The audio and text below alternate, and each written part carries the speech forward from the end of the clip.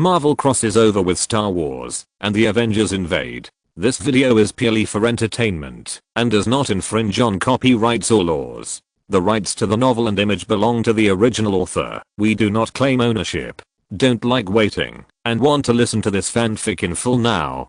Subscribe to our Patreon, where you'll find the best fanfics. Chapter 76 Reunion with Quicksilver. Obi-Wan and Commander Cody make their way through the abandoned city, with Scott, having shrunk in size, flying above them on his steed. Where are they? Cody asked after looking around.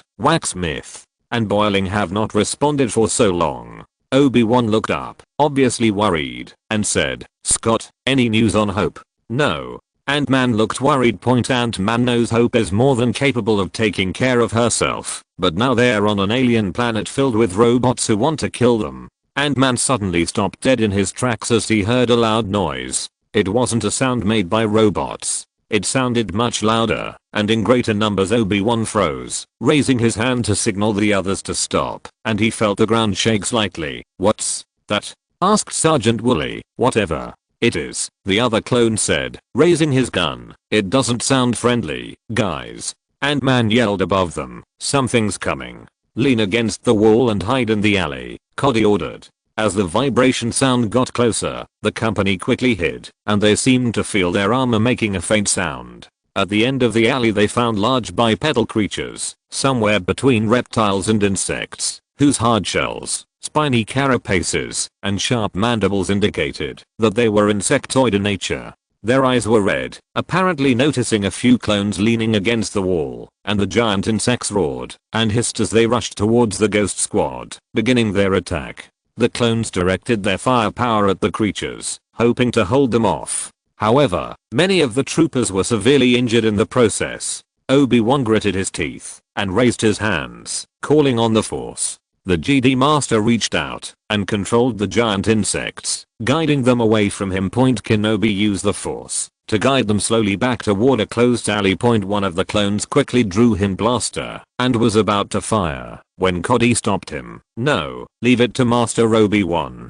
Going deeper and deeper into the alley, Obi-Wan saw the last of these bipeds enter the alley. Looking up, a thought quickly flashed through his mind. As his back pressed against the wall, he yelled to Cody, "Shoot the bridge." The ghosts quickly aimed their blasters at the target and fired a barrage of blaster fire at the stone bridge above. The stone bridge was crumbling, and Obi-Wan released his control over the rampaging beasts. For a moment, they went crazy and tried to attack Obi-Wan. However, Obi-Wan jumped onto the giant beetles, chain jumping to avoid them, and then jumped out of the alley. The stone bridge soon collapsed, blocking the giant beetles. As Obi-Wan returned to the ghost squad, heard another sound, and they immediately trained their guns on a rattling pothole. Manhole cover was quickly removed, and several familiar faces came into the ghost team's field of vision.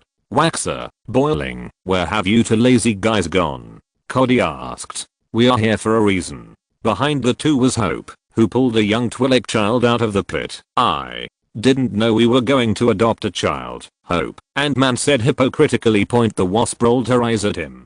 "Too early. We have Cassie," Hope teased. "Let's talk about it when we get home." Obi-Wan crouched down and spoke softly to the child in Twi'lek, and the Twi'lek child quickly relaxed as the communication barrier was broken. Finishing his conversation with the young Twi'lek, Obi-Wan said to the rest of the ghost team, "She can help us get through the tunnels and get to where the others are." The Jedi Master then looked at the clone and said, "However, we need to find a way to distract the droids, as their blockade is brewing. It's not easy getting through the droid garrison, sir. They have several tanks stationed at the entrance to the village," Cody warned. "You can leave this task to Scott and me. We have always wanted to test the skills my father taught us," the Wasp said confidently. "If you don't mind, sir." The Boiling words caught the attention of Obi-Wan and Cody. "I would like to help Hope and Scott with this problem." "Me too." The Waxmaker jumped out.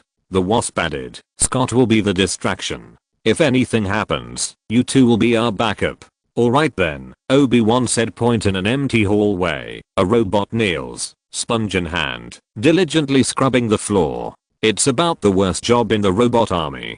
Then the droid heard a buzzing noise and looked up to see Obi-Wan Kenobi standing there with a Twi'lek child in his arms and a woman in a strange uniform.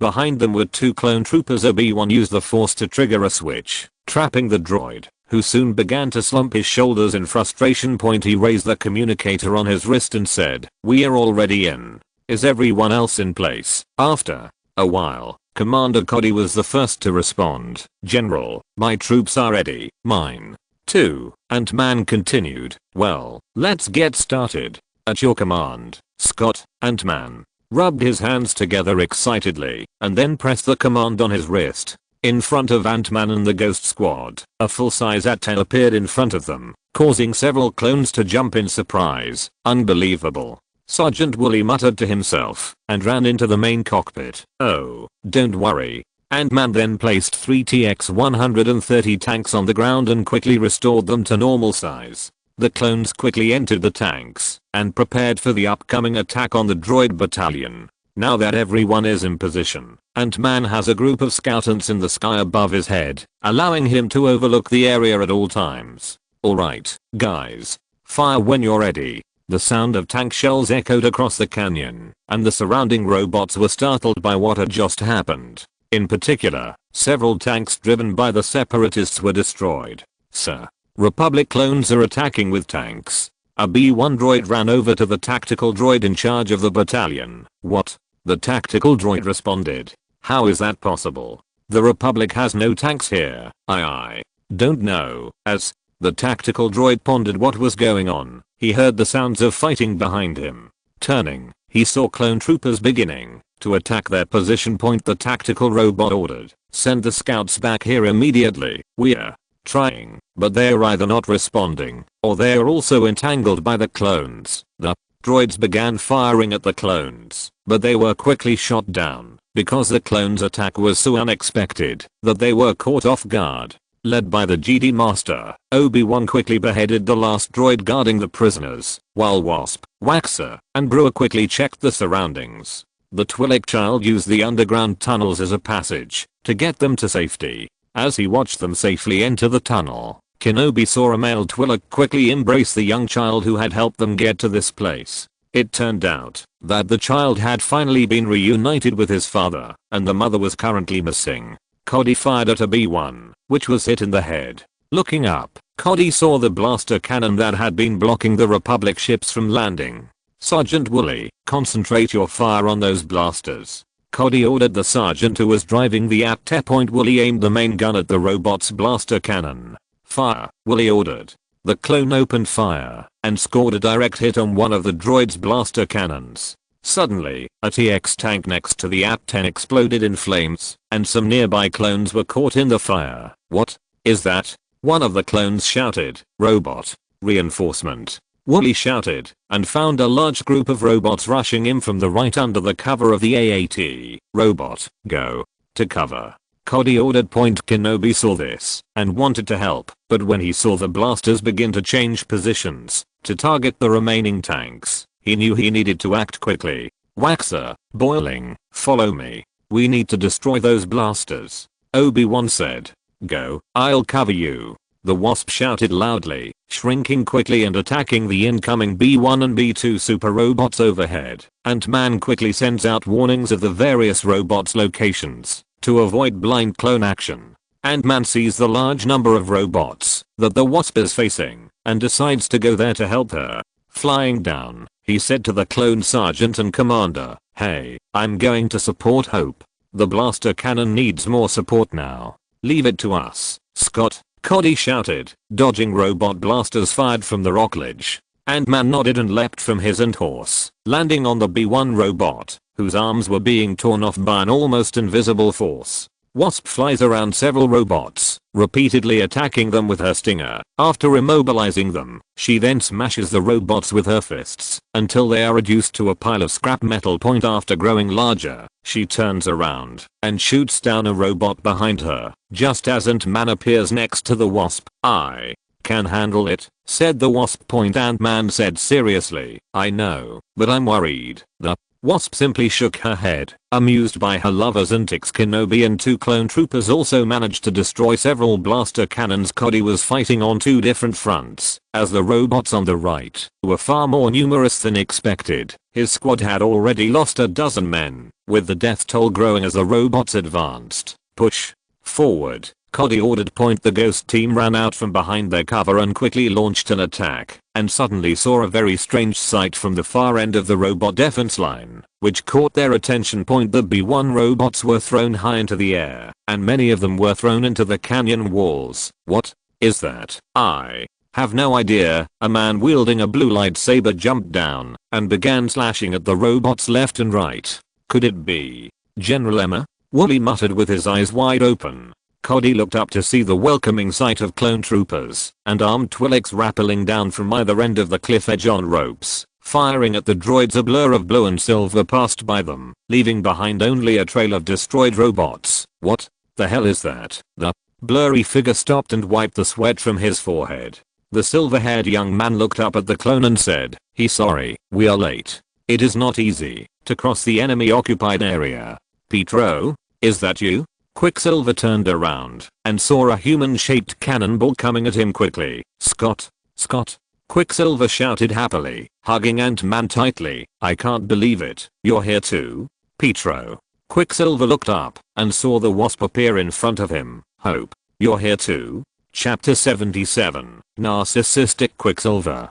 I don't want to ruin your reunion, but we are still in the middle of a firefight, Cody said. Well, the war won't be long. Quicksilver grinned, twisted his neck, and rushed out at full speed. Commander Cody stared at the silver blue shadow rushing out in amazement, and then looked back at Ant-Man and the Wasp in a daze. Is there anything you Avengers can't do? Cody couldn't help but ask, honestly, because I'm already amazed by your ability to shrink and grow. Both Avengers members just smiled as they watched Quicksilver speed around the battlefield, assisting the 71st Legion, Syndulla's freedom fighters, and the Ghost Squad to deal with the remaining Separatist forces. Ant-Man shrugged and said, wait until we find Wanda and Vision. These 2 may be the strongest on our team right now. Cody just shook his head, still trying to figure out what he just witnessed. The Jedi's abilities were crazy enough until he met the Avengers, and Ant-Man and the Wasp just said that this was not the strongest power of the entire team at the moment. Come on, Cody, let's finish this mission. The battle lasted less than 5 minutes. With the combined strength of all the Jedi Knights, clones, Avengers and freedom fighters, all the robots were destroyed and scrapped. Obi-Wan said to Master Emma with a sigh of relief, I can hardly describe how wonderful it is to see you and your men alive. The 2 Jedi Masters held each other's hands tightly, and Master Emma said, when we heard and saw the Republic fleet in the air, we finally knew that the time was ripe for a full-scale attack. Obi-Wan looked at the ecstatic Wasp, Ant-Man and Quicksilver who were talking to each other. Emma followed Obi-Wan's gaze and asked in confusion, are those the rest of the Avengers? Indeed. Kenobi confirmed. Captain Rogers would definitely be happy to see another of his comrades alive. It's just that he is as busy as they are, helping the Republic unconditionally when we need it. If they are all like Maximoff, I'm sure we will get along well. After the 2 teams met, Captain America excitedly hugged Quicksilver, followed by Falcon and War Machine. Anakin and Ahsoka watched from the side. Mace Windu finally arrived and saw the strangers in the team and asked, are those the other members of the Avengers? Anakin replied, that's Quicksilver. I'm surprised you remember the names of all the Avengers. Anakin shrugged. Steve told me the names of most of the people in his team. Quicksilver was also surprised that Mace Windu looked exactly like Nick Fury. After everyone explained, he finally understood what was going on. It's good to see that another person from your team has returned to you. Master Windu walked up to Captain America and said. Captain America smiled and said, indeed, Mace. So you are not Nick Fury. Quicksilver couldn't help but be curious and confirmed again. Yes. Mace nodded slowly. Where is Cham Syndulla? I want to talk to him about how to continue to liberate Rylith. He has returned to the Resistance base. Quicksilver said. Captain America talked to Isla. So you still have 3 people to find? Isla asked. She remembered the number of people that Captain America told her about the Avengers who came to the galaxy. Who else do you want to find? Wanda, Natasha and Vision. Isla was considerate and comforted. They will show up when you need them. Speaking of this topic, Captain America was a little depressed and just hummed. We will find them, Steve. Although we are not sure when, we will find them. Isla subconsciously put her hand on Captain America's arm and comforted him. Captain America smiled back. I know, Ayla. Captain America could only hope that the other three were safe at the moment. Pietro, you look busy here, Captain America said.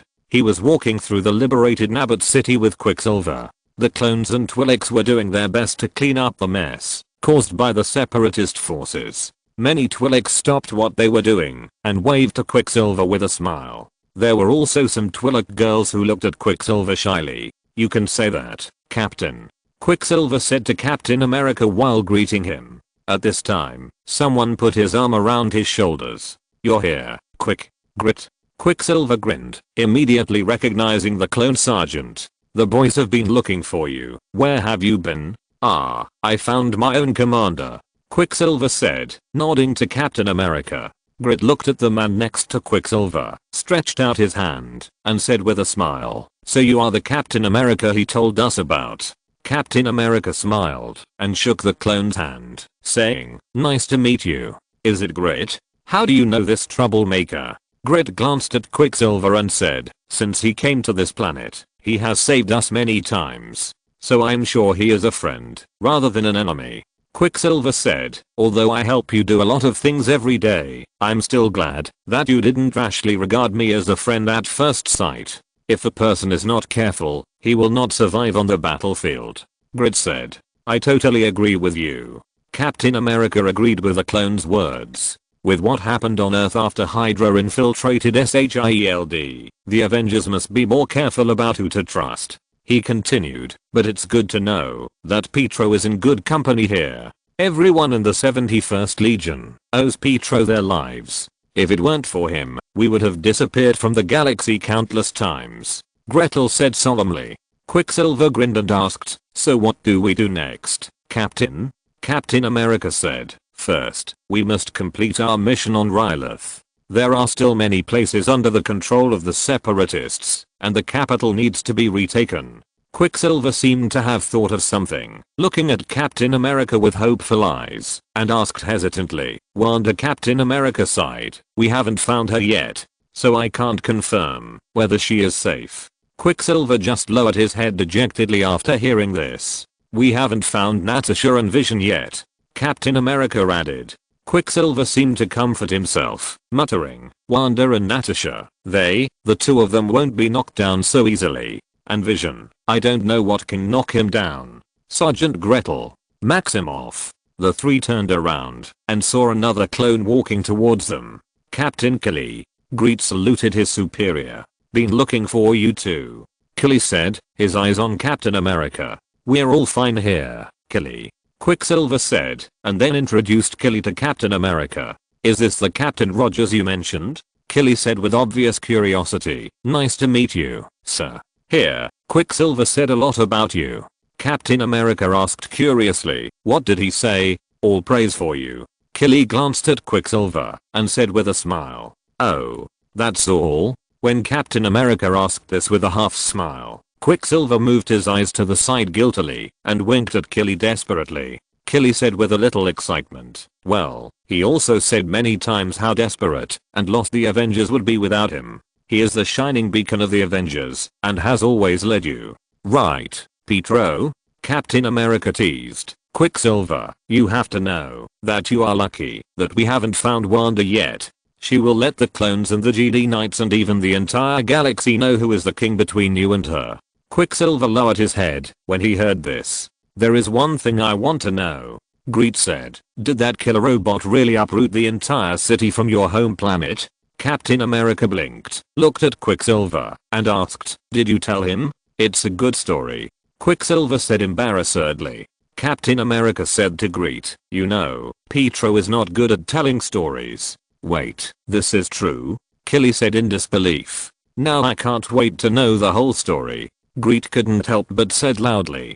Captain America saw the enthusiasm on the clone's face and nodded in understanding. Okay, then sit down and talk. At first there were only 2 people, but soon more clones from the 71st Legion gathered around. The nearby Twi'leks and other clone troopers heard the story of Quicksilver and Captain America's encounter with Ultron, a robot that thinks like a human. Gretel said tremblingly, "It's scary. Those robots are brainless, and they are so powerful." The clones and the 2 Avengers all felt this way. "Well, we are lucky to have vision," Quicksilver said, "so, not all robots are bad."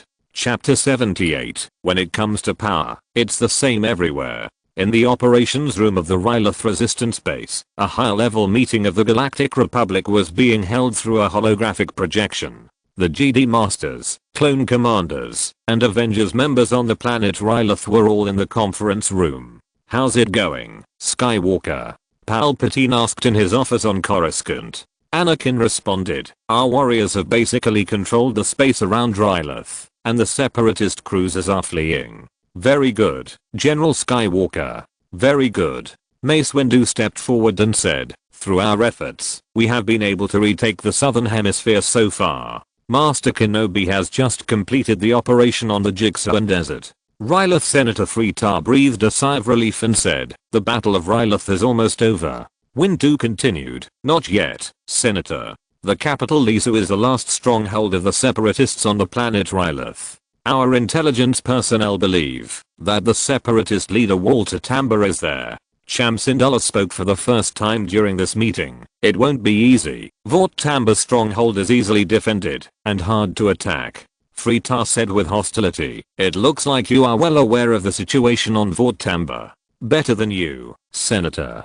Cham sneered. "While you were busy sitting comfortably away from the war, I and my people were fighting here to stop the Separatists from taking this planet." Prior to the meeting, Anakin had told the Avengers about the political rivalry between Cham and Freetar. Before the Clone Wars, the rivalry had been benign, but now it had grown to an irreconcilable level. Once the war was over, Cham expressed Freetar's concerns about the development plans for the planet Ryloth. Windu coughed, letting Cham realize that they were straying from the main point of the meeting. Cham snorted and turned his attention to the holographic map of Lisu. "The only thing stopping us from taking back the capital is the plasma bridge. It's the only way in and out of Lisu, and control of it is now in the hands of the Separatists." Supreme Chancellor Palpatine sighed, "I'm afraid the war may drag on indefinitely."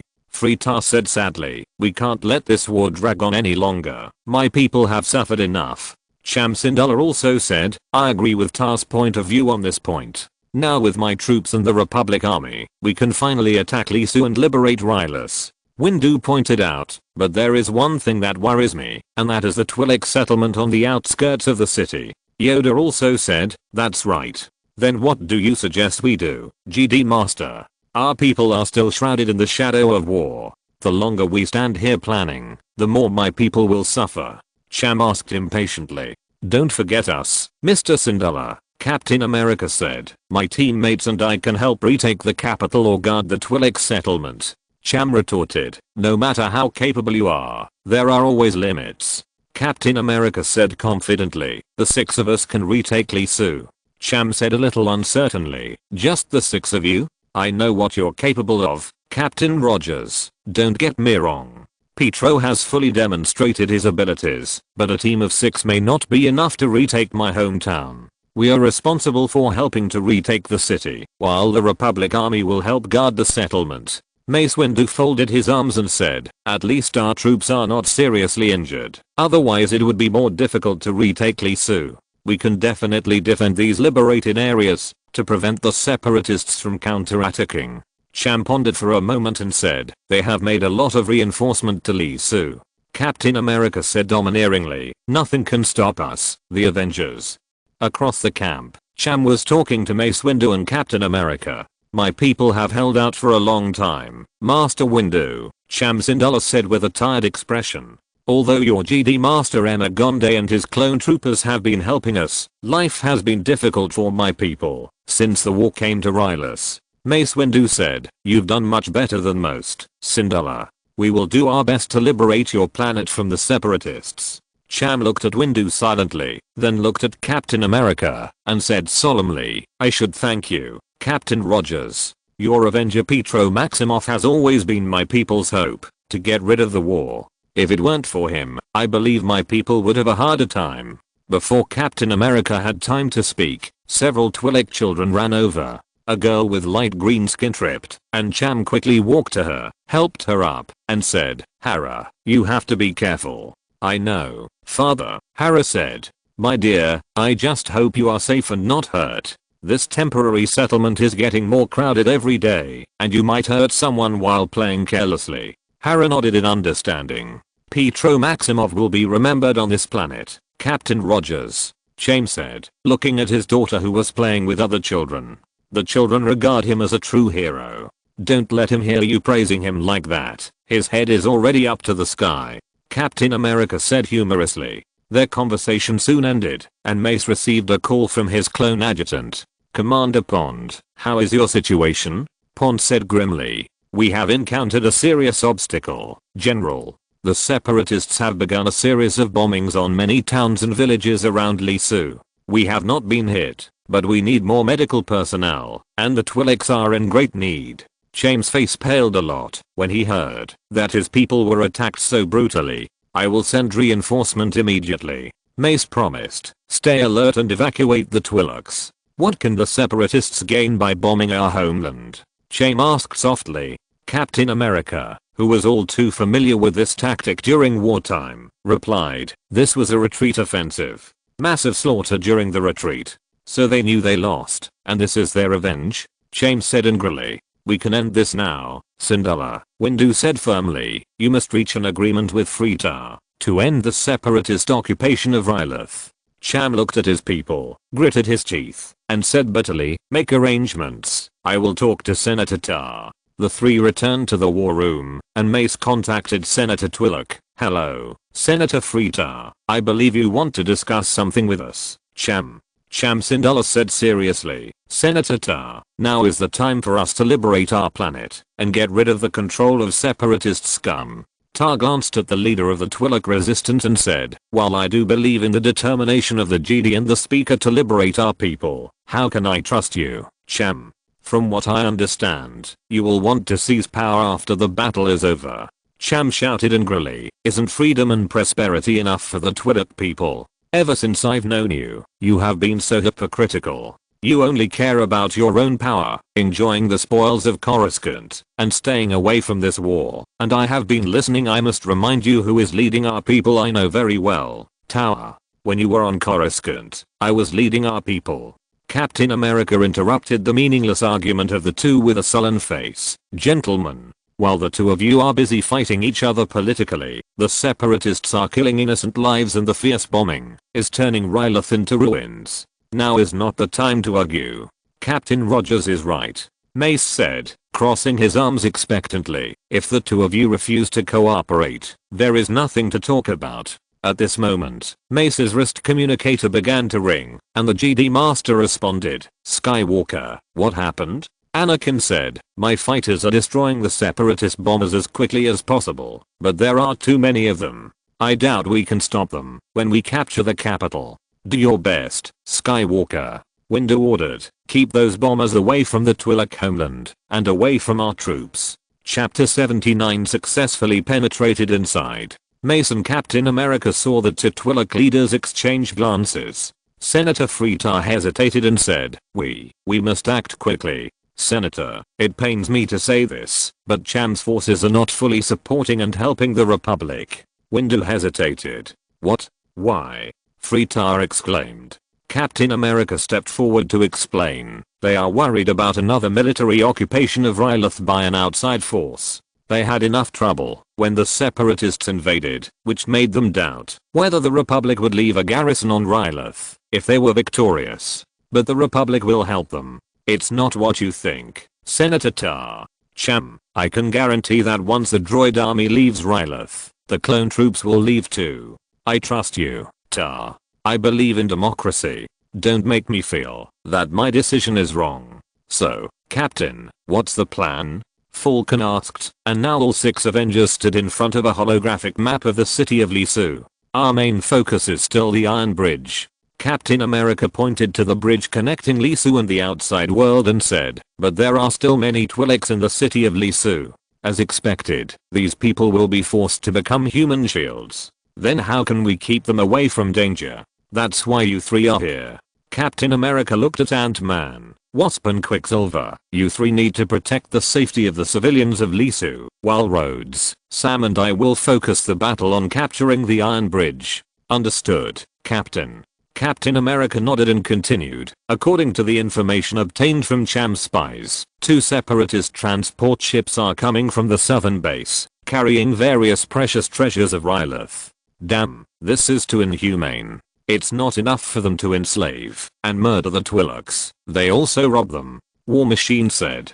So we also need to prevent these 2 ships from approaching Lisu. The holographic screen quickly changed, showing the Avengers the strange aliens they had seen in their last meeting. Whoever occupied this city may try to take these 2 ships before leaving. If these 2 ships don't get to Lisu, Walter Tamba won't leave, even if we launch an attack. I'll go find him. Quicksilver said firmly. Ant-Man's eyes lit up, and he said, Hope and I may be able to sneak in on the transport ship carrying the treasure. The Wasp looked at Ant-Man's expression and joked, is your old problem coming back again? Ant-Man looked hurt. Oh, dear, how can you humiliate me like this, Hope? I never thought about it that way. I just want to get into Lisu and help those Twi'leks. I'm not interested in the treasure on the ship.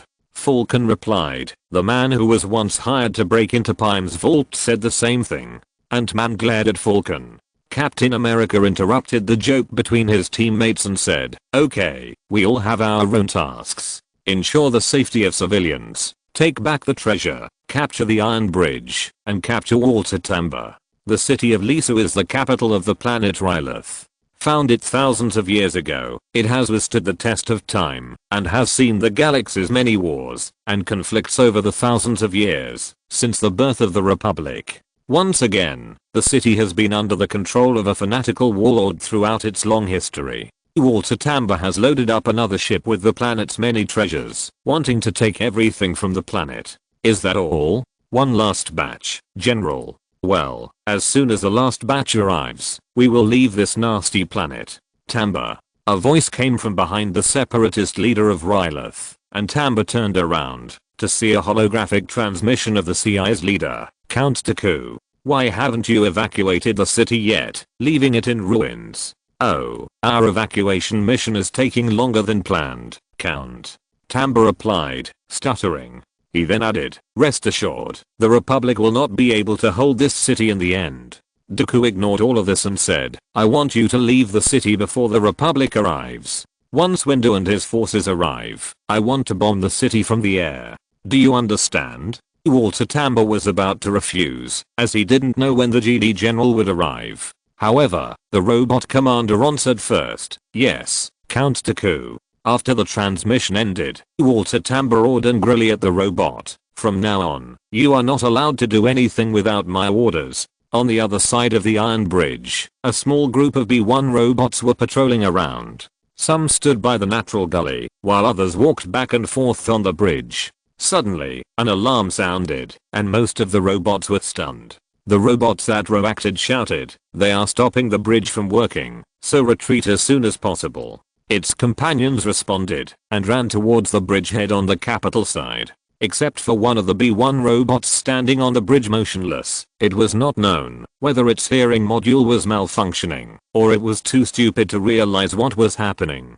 But it didn't matter anymore, because the moment the last retreating robot returned to the edge of the cliff, the Iron Bridge was deactivated, and the robot standing alone on the bridge quickly fell into the bottomless chasm.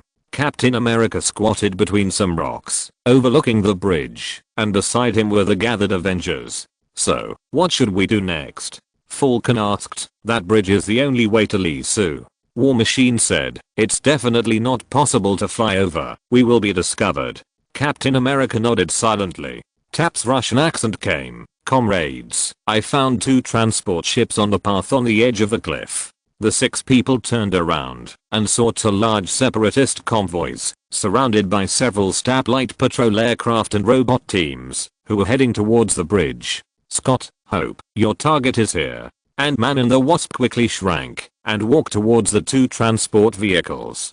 Captain America contacted Chaim and Mace. "Generals, we are ready to go in, and we'll take action as soon as we see the signal." Captain America looked back at the robot convoy crossing the bridge, and then Ant-Man contacted him. "Captain, this guy named Tamba really likes his loot, and this place is full of all kinds of things. Maybe we can use it to our advantage," the Wasp said.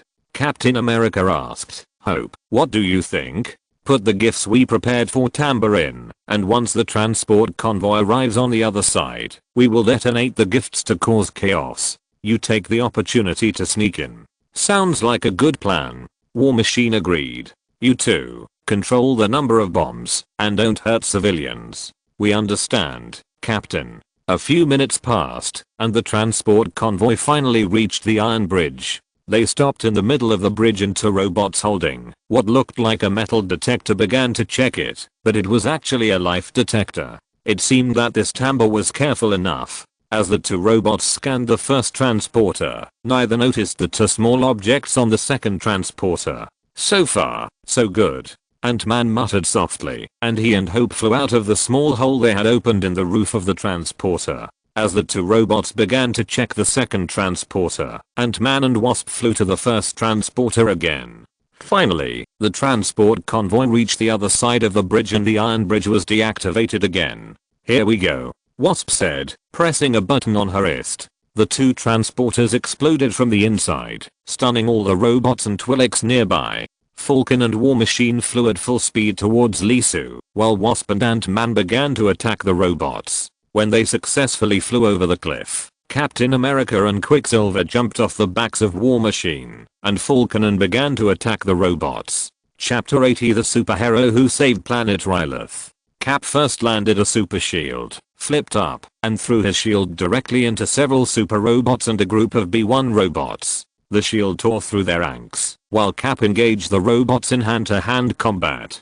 Quicksilver spun at high speed to slow his descent. In the process, the resulting gusts of wind knocked some robots directly into the abyss. "Hope, put up that bridge." The Wasp shrunk and flew through the air. She found the control room and then returned to normal size. The robots around were startled by her sudden appearance. "Hey, you don't have authorization here." "Give you authorization." The Wasp jumped up, grabbed a nearby B-1 robot, and threw it at another robot that rushed over. The two robots collided with each other and died directly. Then, in rapid succession, the Wasp fired the Wasp Sting at the robots that were still rushing over, and then killed all of them. After dealing with them, the Wasp walked to the main control console. "Now how do I reactivate this bridge?" she muttered, scanning the various buttons, and then her eyes fell on a particularly large joystick.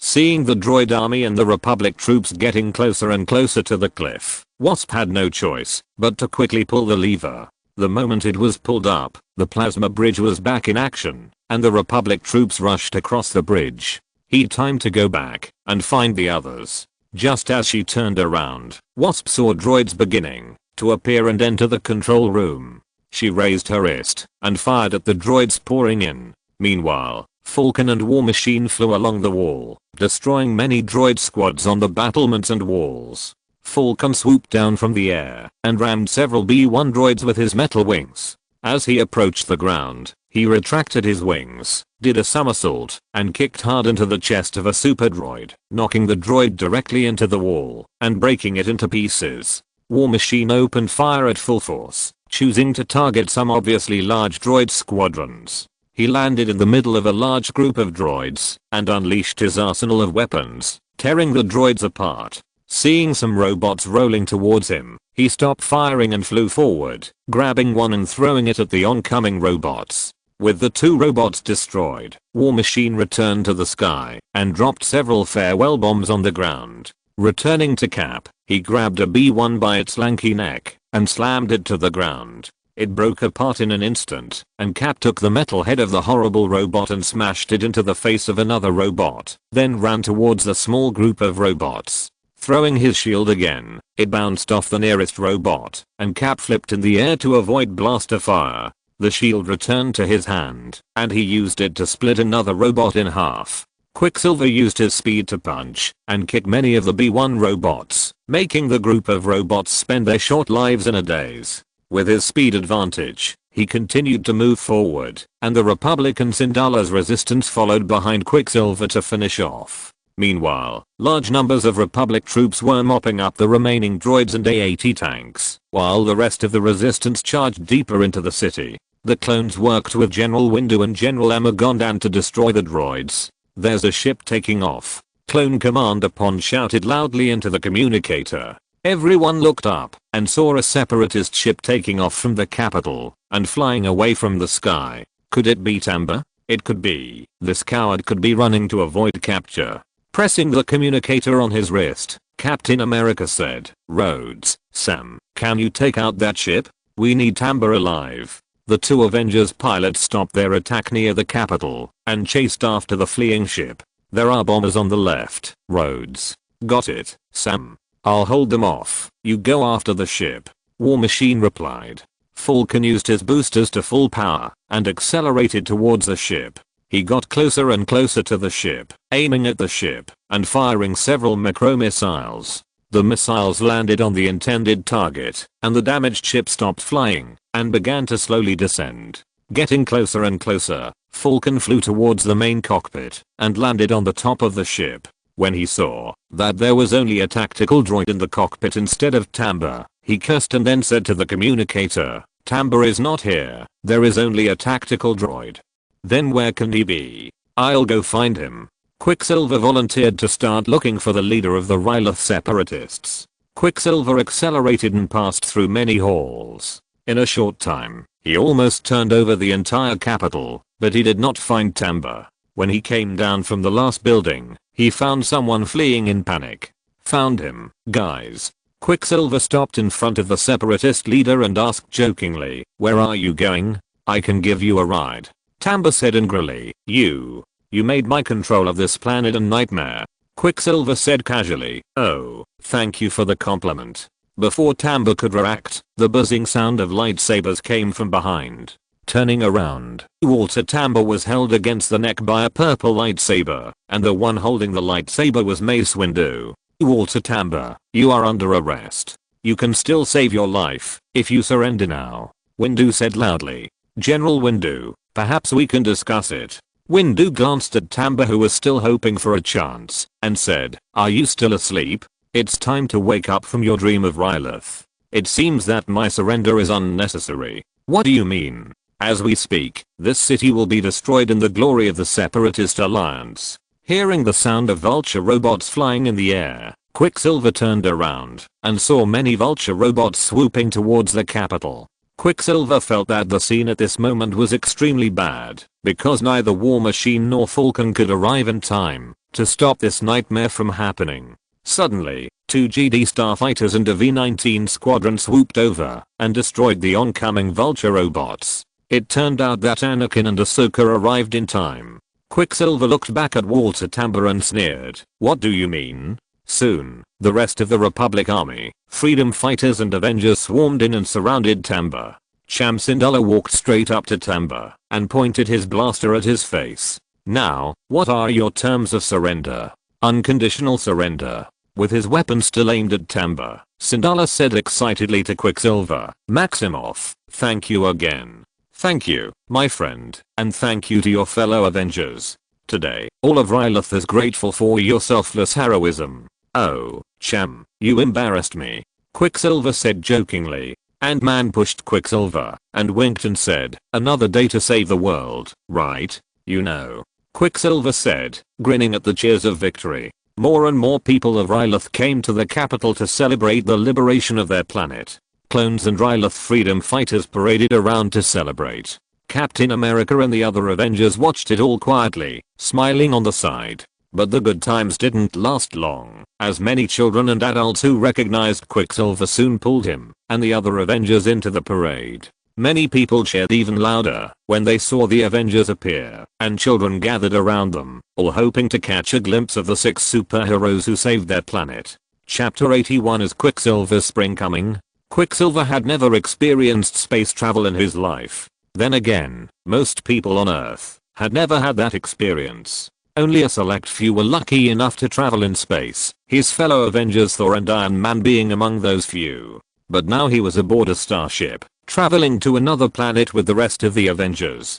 Quicksilver was ecstatic. He had realized his childhood dream. The starship traveled through hyperspace carrying Quicksilver to Coruscant, the capital of the Galactic Republic. As their transport descended through the clouds, Quicksilver looked at the planet-sized city and exclaimed, "Man, I always thought New York was huge, until I got here. I feel exactly the same way," Pietro, Hope said, as they soon landed on a large platform. "First time for all of us, man," Falcon added, with the other Avengers nodding in agreement. Quicksilver asked War Machine, "So where are we going now? The GD temple you mentioned?" Captain America shook his head and said, "No." Quicksilver frowned and looked at Captain America. "Then where are we going?" War Machine coughed. "Well, apparently, some senators are throwing us a celebration party for our heroic actions on the planet Rylith." Quicksilver's eyes lit up and said, "Really? Party? For us? Oh, great." Falcon didn't seem very happy and said, "Yes, but it's not sure whether it's good or not, because you'll have to deal with a group of politicians next." War Machine also said, "Politicians are the same everywhere, so this party is not as fun as it sounds. It won't be that bad, right?" Ant-Man asked. "Believe me, Scott, you'll want someone to shoot you to death by then, because it's too painful and hypocritical." Captain America's words surprised Ant-Man. Ant-Man said, "But it can't be that bad, because our old friend Senator Padma's hosting the party. She even spent money to buy us some new costumes." The other Avengers stared at Ant-Man blankly. Falcon stared at Ant-Man in surprise and said, "Wait, what? How the hell did you know that?" Ant-Man shrugged and said, "Skywalker told me. I asked him." Soon after, the Avengers found themselves landing in an area they didn't recognize. However, they recognized Senators Organa and Amidala standing nearby. "Senators." Captain America greeted the two. Senator Amidala smiled. "Come on, Captain Rogers. You have done everything for us and the Republic, and this little party is a way to make up for our gratitude." Falcon twitched his mouth and asked, "Whose idea was this?" Senator Organa replied jokingly, "Supreme Chancellor Palpatine asked for this. He said something like this." Captain America's brows frowned slightly when Senator Organa mentioned the Supreme Chancellor, but he didn't notice it. Then, he smiled and said, "I think we have no reason to be such a friendly party now, and there is no reason to refuse the kindness from the head of state."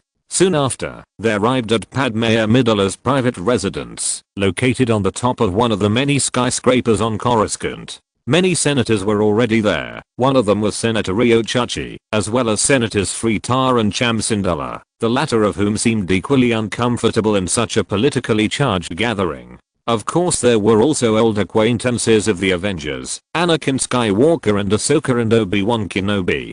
Falcon called out to the three, "Hey, what are you three doing here?" Anakin smiled and walked over and said, "I don't think you would want to be in an environment surrounded by strangers, would you?" Several people looked at each other and smiled. Senator Fritar walked over with a glass in his hand and said, "The heroes are finally here." Many senators either cheered, raised their glasses, or applauded the Avengers. The Avengers walked up and began to talk to many of the senators, and there was basically a group of people around each Avenger. Anakin watched quietly on the side with Ahsoka and Kenobi, except for Captain America who seemed to be taking his time dealing with the politicians around him. The others seemed out of place, which amused Anakin and the other three. "Anakin." The GD turned around and saw his wife walking towards them. If there weren't so many people present, he really wanted to hug Padme in his arms. However, Anakin just pretended to greet her casually. "Hey, Padme."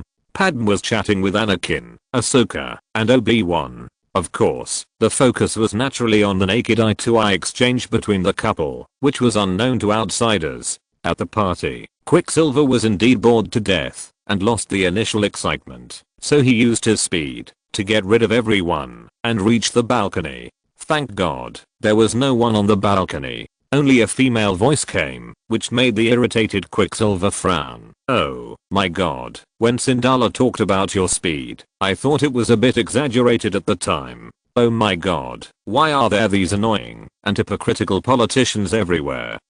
Sorry, Mr. Maximoff, did I disturb you? Sighing, Quicksilver turned around and was about to say yes to the senator when he found that his voice was stuck in his throat. Standing in front of him was a young senator whose vibrant sea blue skin and strange outfit made her look like an elf. Sir? She tilted her head and looked at Quicksilver, who had been silent for a long time. Quicksilver coughed awkwardly, cleared his throat quickly, and said, Oh, sorry. I'm really sorry. I was just thinking about something. Are you? Oh, Rio Chachi. Chachi said politely, showing a lovely smile and extending his hand for a polite handshake. Quicksilver was melted by the lovely smile of this Smurf-like girl. His mind went blank. He gently held her outstretched hand, kissed it, and said very gentlemanly, Petro Maximoff.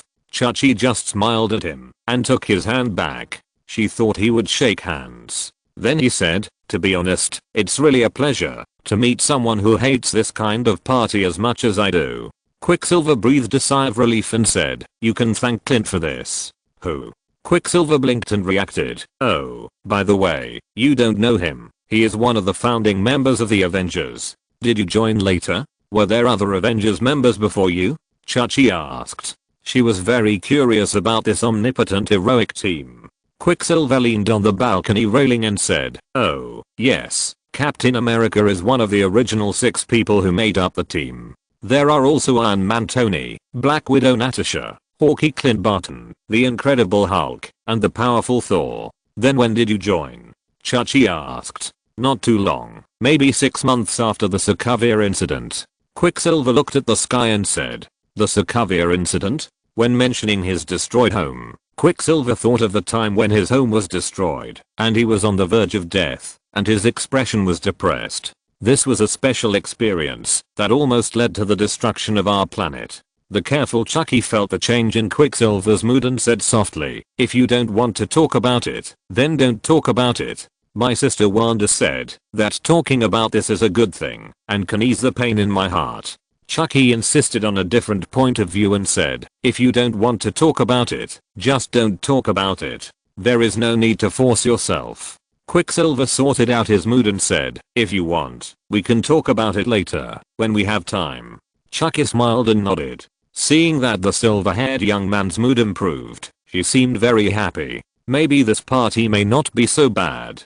The two of them came up with this idea at the same time. If you're listening to this novel on a channel other than Fanfic World, it means they downloaded and uploaded it without effort. We cordially invite you to visit our channel, Mundo Fanfic Novelos. There you'll find the original version of this story and you can explore many other novels of various genres. We're waiting for you to immerse yourself in a world of incredible novels. Chapter 80 To the Milky Way does not allow such a powerful person to exist. Palpatine was alone in his office, leaning back in his seat, admiring the cityscape of Coruscant through the window. He was invited to a party hosted by Senator Amidala for the Avengers, but he made an excuse not to go. Actually, there were several reasons for this. One was that he had work to do, and many documents to review. Another reason was that he had been thinking about it for a long time. The Avengers.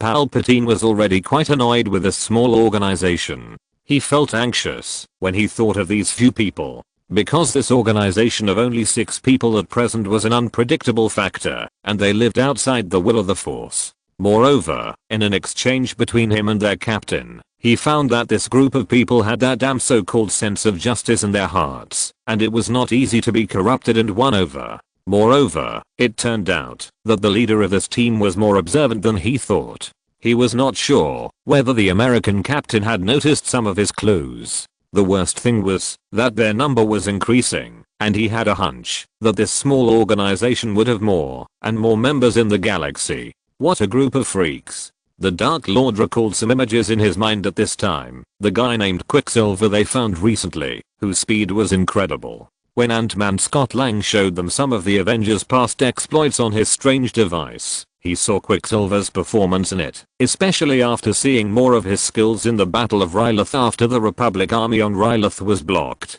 It can be said that Palpatine was very shocked, especially since it was said that Quicksilver could create a tornado with his speed alone, and it could penetrate objects. Of course, there was also the couple who could easily shrink themselves and other objects. What's more incredible is that after shrinking, they actually have superhuman strength and agility. Others should not be underestimated either. War Machine is a veritable war machine, capable of destroying the robot army in an instant by himself, even against the infamous Mandalorian nightmare turd without losing the wind. It turns out that the metal-winged Falcon is a freak like his other teammates. Their leader, Captain Rogers, has combat skills that rival or even surpass those of many Jedi masters and skilled mercenaries, and that's just his personal combat power. If you add his indestructible shield, Palpatine can't think of anyone who can defeat him. But for Palpatine, the rare combat ability of these few people is not the most terrifying.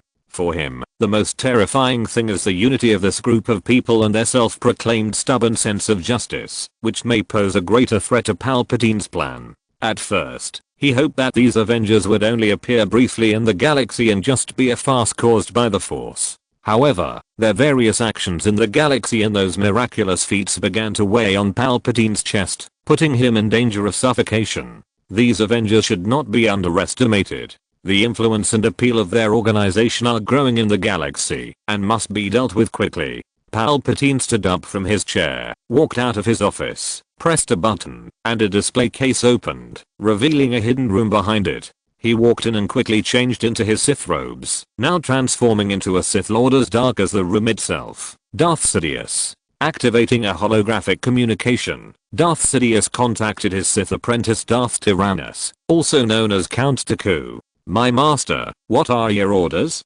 Sidious said in a slow, low, and powerful voice. "We have a lot to discuss, the most important of which is about the new threats that have emerged." Dooku pondered, then said, "Are you referring to the Avengers?" Sidious nodded. "The Avengers are more dangerous than we expected. They are a growing threat that we cannot ignore. In a very short period of time, they have helped the Republic to achieve several victories with their quick and decisive actions, and the whole process was clean and neat. This is indeed disturbing. That's why we have to adjust our plans." "Master, are you sure?" Dooku asked. "This may attract some unnecessary attention." Sidious said firmly, "If we are more cautious, we will not be discovered." Dooku said, "I agree with you, Master. But why do we have to take action against the Avengers now?" Sidious explained, "These Avengers have proven to be unpredictable and dangerous. They exist outside the Force, so we can never really predict their actions. Most of the time, this unpredictable is often more deadly." Count Dooku nodded. Then Sidious said in a serious and hopeful tone, "It all depends on you, my apprentice. The Sith plan formulated by Darth Bane will not be destroyed by some super freaks from a low-level planet. The Jedi Knights and the Galactic Republic will eventually fall. If these Avengers continue to cause trouble for us, they will only bury the Jedi Knights and the Galactic Republic." Dooku just bowed his head again in obedience. The transmission ended. Sidious changed out of the Sith costume and returned to the office. He became Palpatine, the Supreme Chancellor of the Galactic Republic, and continued to work behind the huge desk. At this time, at the other end of the planet-sized city, a small transport ship drove to a secluded area, which was the grey area of Coruscant, with a paradise for rogues on one side and a bustling commercial district on the other. After the ship landed, a door opened, and a blue-green skinned Duro wearing a bucket hat walked out and looked around the area. Following behind him was a small team of people, including an AG-86 killer robot, 2 BX assault robots, a small technical service robot, and then 3 men and 2 women of different skin colors and appearances. Turning around, the Duro stared at his motley team and said, "Okay, you all know the mission this time. This is not a difficult mission for us, so everyone should do their own part. Let me reiterate the mission. Investigate the designated area and track our target. The others will do the logistics. In this way, we can quickly complete this mission, so that we can report back to the employer and get our remaining commission. It is very likely that this mission is not as simple as the employer told us, so don't take it lightly." The next person to speak was the pale-skinned humanoid alien. "So, I hope we can complete the current mission quickly, and then we can take the next order, right, Cade?" "That's right, Aura." Then, the group quickly dispersed and disappeared from the area in the blink of an eye. Chapter 83 Sith, the Nine-Headed Snake. "Where's Pietro?" Falcon asked from his seat while watching Captain America and Anakin fighting. I don't know. Captain America replied.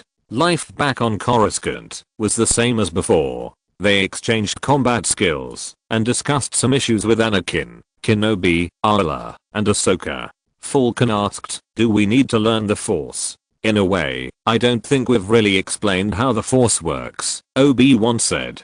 Captain America recalled the scene when he first met the needy Jedi Master and said, Master Teresa once told me something about the Force. It is the source of your power, right? Obi-Wan nodded.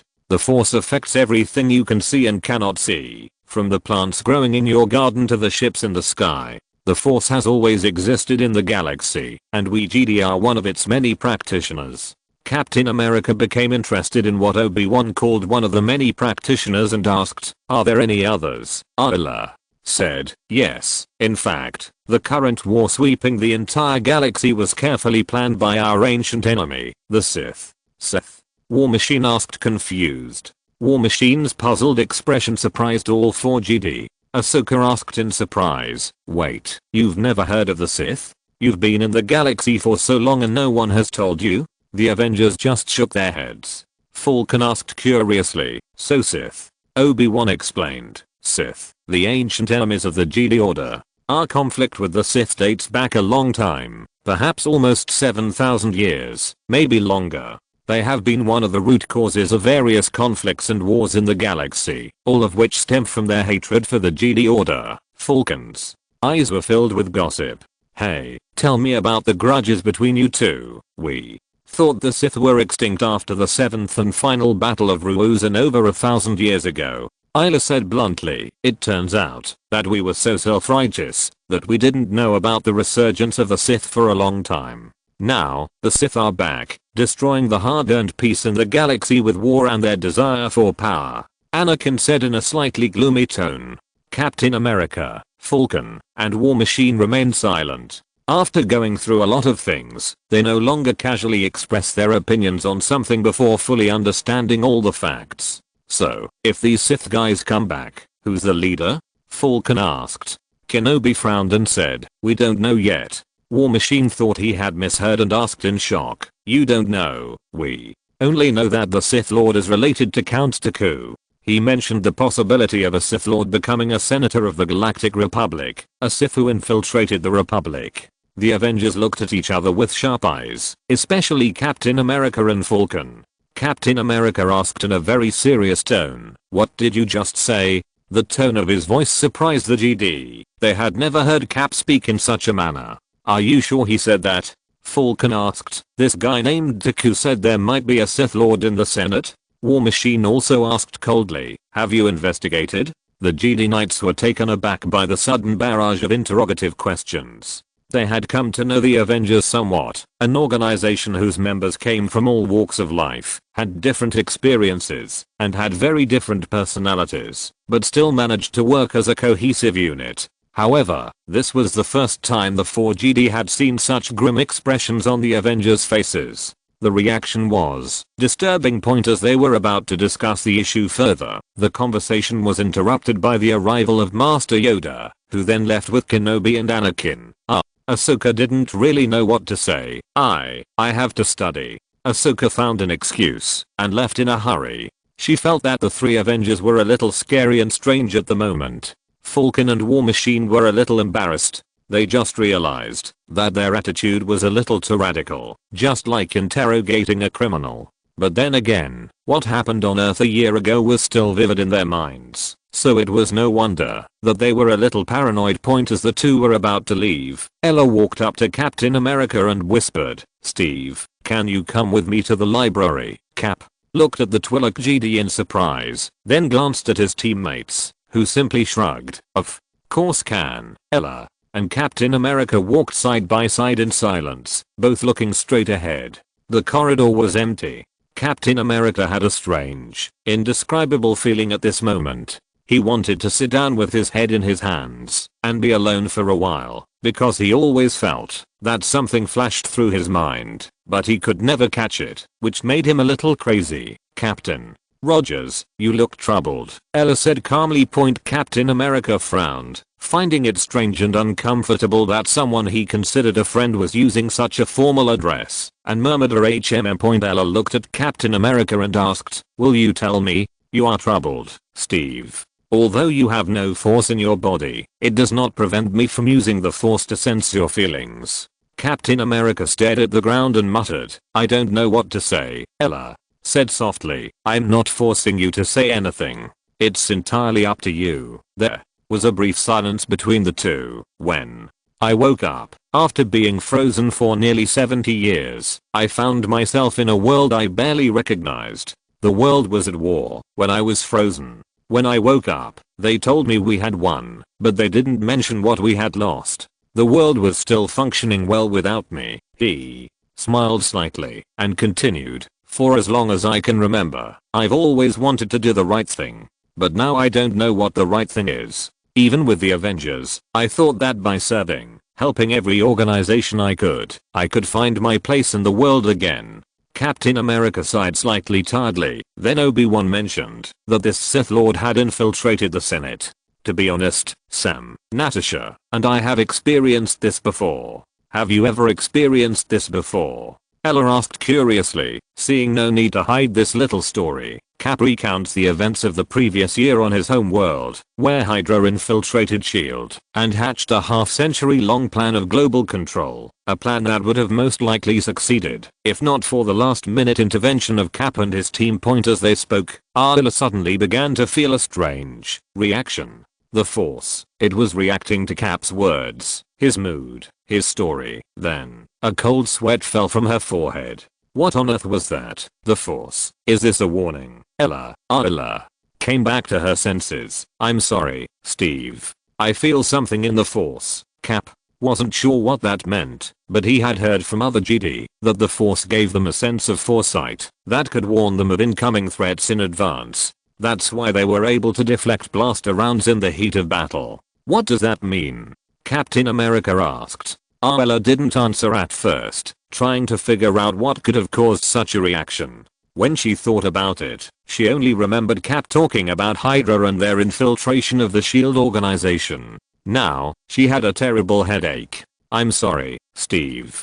I don't know. I just felt overwhelmed all of a sudden. Learning about all the actions of this Hydra you mentioned suddenly made me a little exhausted. I don't know why. Captain America looked at Ayla and noticed that she did look exhausted and thought to himself, what the hell is going on? Maybe you should take a rest. You don't look very well right now, Captain America suggested. Ella simply nodded and walked wearily towards her room, hoping that resting would help her clear her mind. Chapter 84 almost crashed. We're all ready, Cade. Okay, let's do it. Cad Bane, the famous Outer Rim bounty hunter, is a man for whom all targets are his prey, as long as the price is right. Cade said, remember, our goal is clear. Bring back Zero the Hutt. Don't make any more trouble, Senate. Building point. As their ship descended into the building's landing bay, the group of bounty hunters encountered a group of guards, with Cad Bane walking up to the Senate guard point. The captain of the guard asked, what are you doing here? Identify yourself. Gentlemen, we are here to do business with the Senate. Please move aside, so we can enter, Cad Bane said. The captain of the guard was not so stupid. He recognized Bane and said sternly, kneel down, bounty hunter scum. Bane scoffed. Oh, you don't look stupid. Leader. The landing bay fell into a brief chaos. Aura Singh sniped several guards in rapid succession on the roof, and the bounty hunters in the landing bay also engaged the remaining guards. The battle was over quickly, and the guards were all killed instantly. Not long after, Aura Singh returned with 2 egg killer robots and Robinino. You, too, are responsible for cleaning up this place. Cade pointed at the 2 commando robots. 2 commando robots walked up to the dead guard. One of the communicators rang, and a male voice came. What happened just now? Report the situation. The BX robot squatting in front of the dead guard adjusted its voice, picked up the communicator, and said, there are a few protesters against the war. We have dealt with them. After perfectly fooling around, Cade said, Arla and Shahan stay here and watch. The rest of you, follow me. The bounty hunters soon made it into the Senate building, unaware that a Jedi Knight was inside the building. At this moment, Anakin Skywalker was reclining in a chair in Senator Amidala's office, while his wife dutifully processed documents. Padme noticed aboard Anakin and said, "You seem very laid back." Anakin shrugged. "The Jedi Council saw fit to grant me and my legion a vacation for the next 2 weeks, so of course I'm taking it easy." Padme looked away from her work, towards her husband, who was looking back at her before suddenly slumping in his seat. Padme was startled, and immediately walked to his side and asked softly, "Anakin, what's wrong with you?" Anakin frowned and said nothing. Padme looked Anakin in the eye and said anxiously, "Talk to me, Anakin." Anakin stared back at his wife. He gently grasped her wrist and let out a slightly frustrated sigh, before rising from his seat and pulling her into a loving embrace. Feeling his wife's scent, and feeling himself relax, wanting nothing more than to be with her, Anakin was silent for a while and then said, "The Force is now unpredictable, just like we have lost the correct way to communicate with the Force. Did you see anything?" Padme asked, resting her head on Anakin's shoulder. Anakin remained silent. "Anakin, I saw the dark, the light. Both were being torn apart by something I couldn't see, and it was so strange. I thought I would be filled with fear seeing the Force seemingly being torn to pieces, but it wasn't. It was like I saw the entire Force, not just these two defined aspects, and then it was gone, back to being the swirling storm." Padme remained silent, allowing Anakin to continue, feeling her husband's arms gently hold her tighter. "Honestly, the Council and many other Jedi are growing increasingly worried. We can still feel the power of the Force, but it's not what it once was.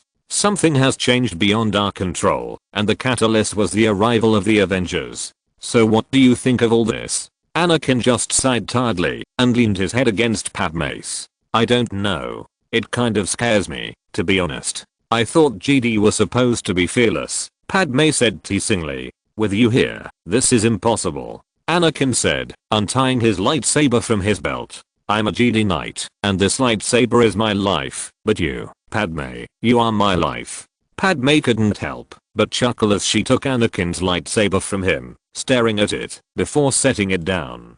"Slippery tongue," Padme whispered before enveloping her husband in a loving kiss, which he returned with equal passion. As the senators and the Jedi Knights enjoyed their moment together, Cad Bane's team of bounty hunters continued their advance through the Senate building. Cad Bane had obtained the layout of the Senate House the week before this mission. Led by 2 IG droids, they circled a corridor manned by a Coruscant guard point that too quickly attacked him, and then Shahin Alama went to deal with the body. After the door was opened, the IG robot killed the other guards inside. Cade and Robinano walked into the control room together, and Robinano licked his lips in anticipation. "Do you know what to do?" Cade asked. "I'll find a way," Robinano promised. Cade warned sternly, "You better not let me down, Bubblehead." "Don't worry," Robinano yelled irritably. "I can shut down the power in this building in no time." Simultaneously, Quicksilver is standing outside this building and says, "So this is the Senate building?" Ant-Man said, "Yeah, I think so." "Oh, so where do you think Chucky is?" Ant-Man was stunned for a moment. "Wait, who are you talking about?" "Chucky, Rio Chucky, the blue-skinned girl, the one at the party." Ant-Man suddenly realized, "Oh, her. I remember now. Yes, her." Quicksilver nodded in confirmation. Ant-Man rolled his eyes and suddenly asked with a gossipy look on his face, "Why are you suddenly interested in her?" Quicksilver said, "Just wanted to talk to her." "Scott, put away your dirty thoughts. Of all the politicians I've ever met in my life, she's the least politician-like politician." Ant-Man curled his lips. "How many politicians have you met in your life?" "Since last week, there have been about 50. That's the number of people who showed up at that little party a few days ago." "Yeah, so that last party was all the politicians I've ever seen in my life." Ant-Man simply ignored Quicksilver's shameless words and asked expectantly, "So, are we going in, or not?" "Of course.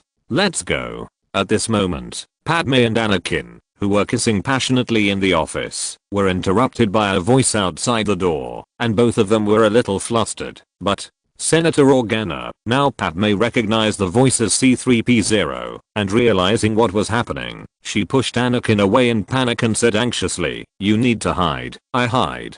Anakin's eyes widened at the sound coming from outside, and then he quickly crawled under Padme's desk and curled up. At this time, outside the door, Organa said seriously, "This is an emergency. 3P0. Now stand aside. I want to see Senator Amidala." Then the door opened, and Bail Organa walked in, with C3P0 at his side. "Padme, I'm sorry," Organa greeted. "Oh, Bail, it's good to see you," she said, instinctively tucking Anakin's lightsaber into the sleeve of her jacket behind her back, then asked calmly, "What's going on?" "Senator Firo has called for a meeting in the lobby to discuss a vote on the Enhanced Privacy Invasion Act," Organa said in a serious tone.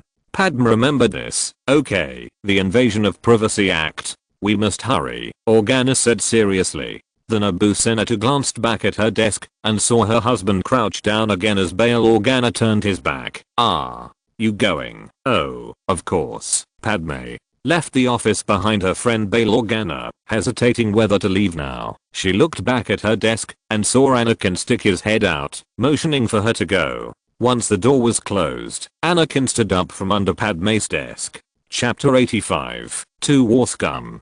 Cad Bane and his gang were walking down the corridor toward the lobby, with a blown-out door behind them. Meanwhile, many senators gathered in the hall, with Bail Organa at the center, speaking on the issues they opposed to the new bill. With him were Padme, Senator Chucky, and many other colleagues. "We cannot allow this privacy invasion bill to pass," Organa said vehemently. Senator Phil Ho also said, "We all agree."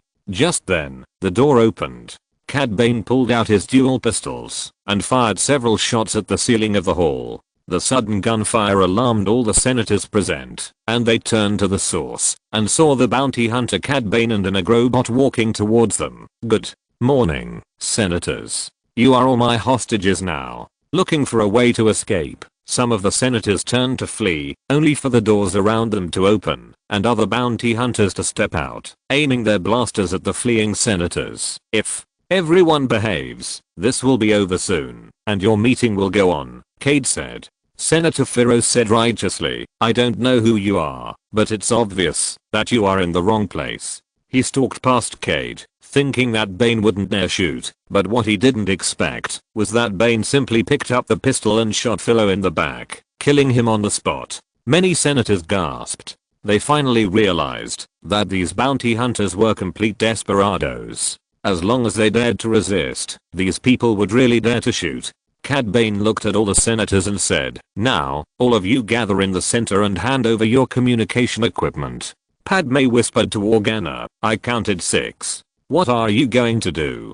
Don't forget that you are unarmed." Organa asked. Palpatine stood in front of the French window in his office after work, looking at the skyline in the distance, thinking about the reason for the fluctuations in the Force in the morning. Hearing the office door open, Palpatine turned to see Senator Freetar hurry toward him with an anxious look on his face. "Freetar, what's wrong?"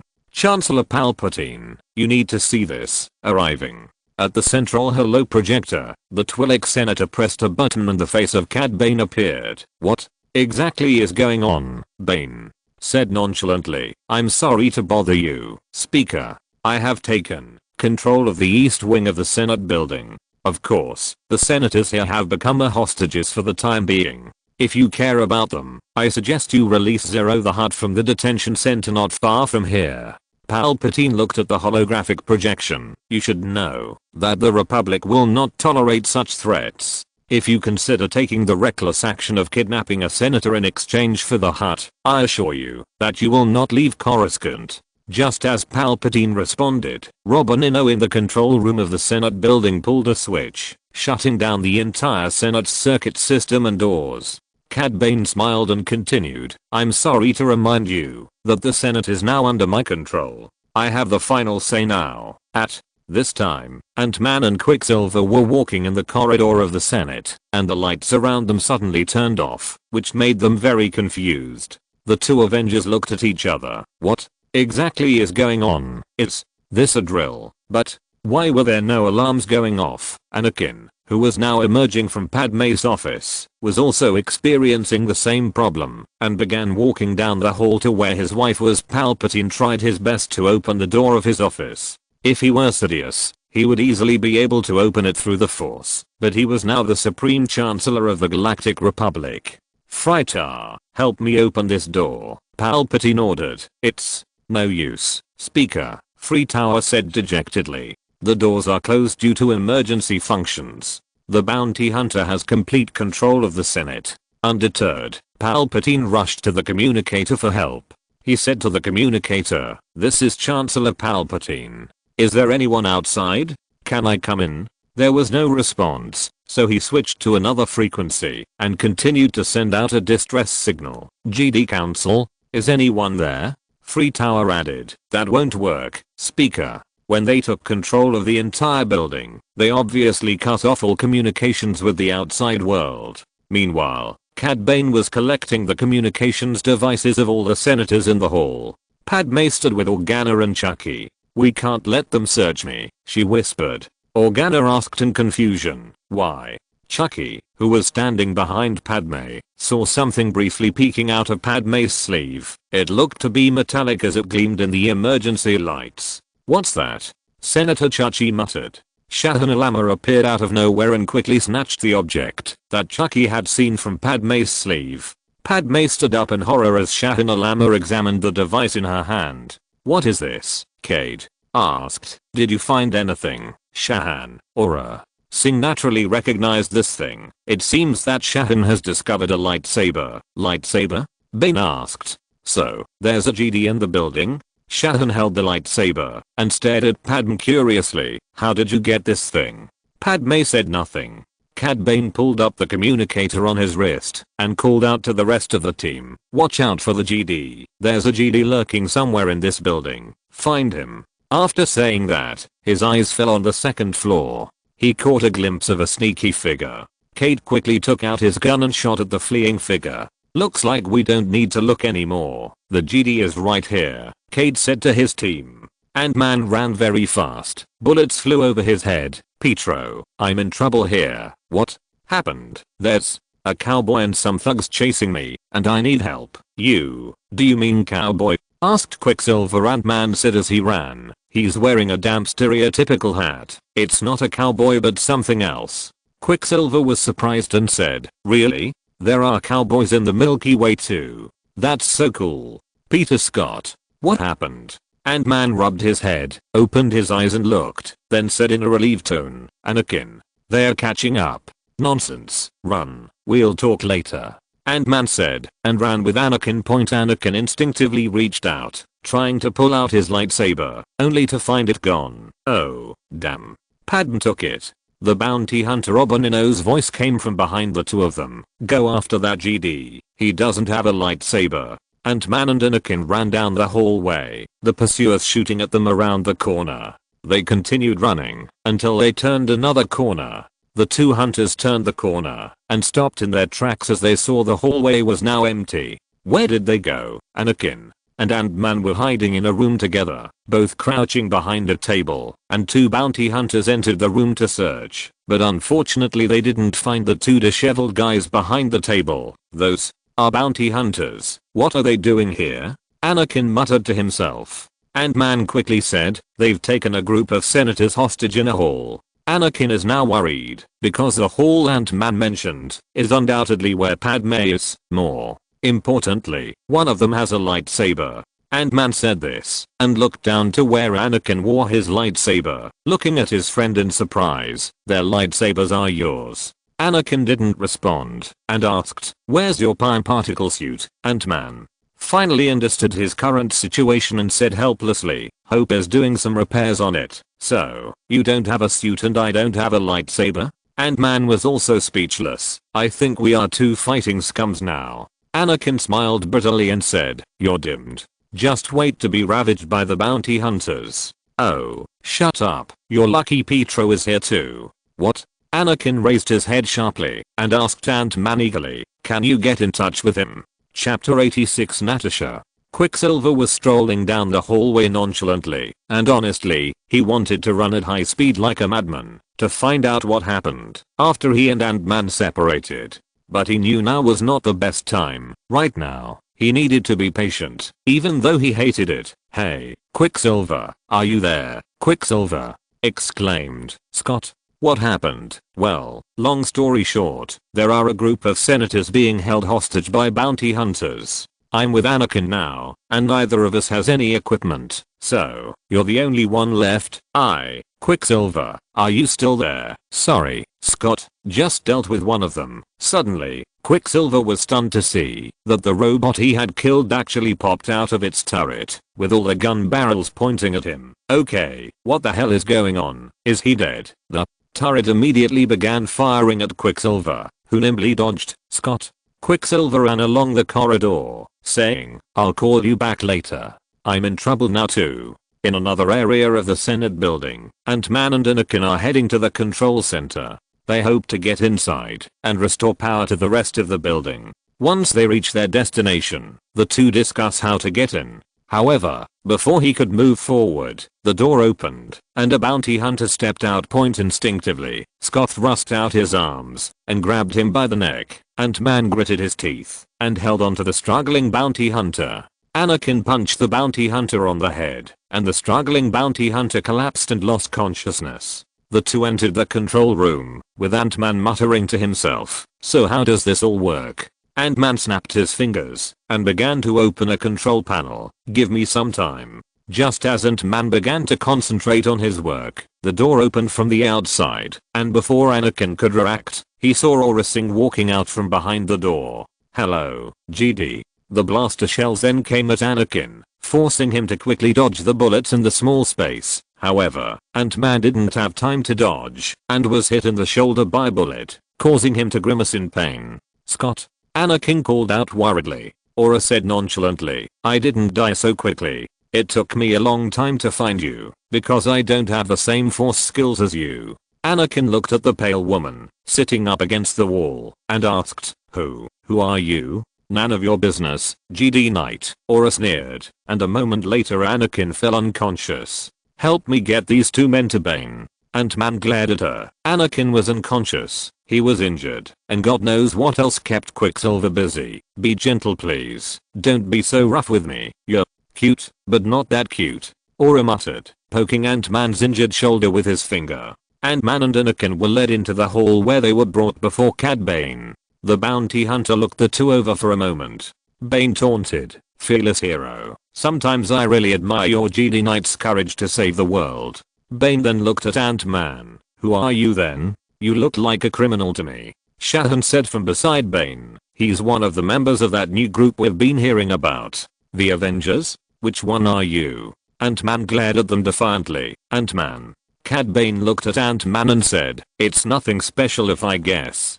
Tapping the communicator on his wrist, Cad Bane asked, 3D, what's going on? Helios responded, I'll be at the prison soon. The bounty droid flew to the Coruscant internment center, where a Hut, Zero, was being held, and next to him was a Twi'lek senator. After landing in front of the main platform of the prison, IG-3D put the barrel of the blaster against Free Tower and said, go. The Coruscant assault cavalry guards watched eagerly from the sidelines, and because of Speaker Palpatine's order, they had to open the door. Soon, they found Zero the Hutt, who had been imprisoned here after his plot with Dooku to kidnap his nephew Jabba's son, Lota, was uncovered. Fatty Zero slid directly towards the Ig-robot, looked at the senator standing next to him, and said arrogantly, well, okay Senator Free Tower, are you scared now? Let's go.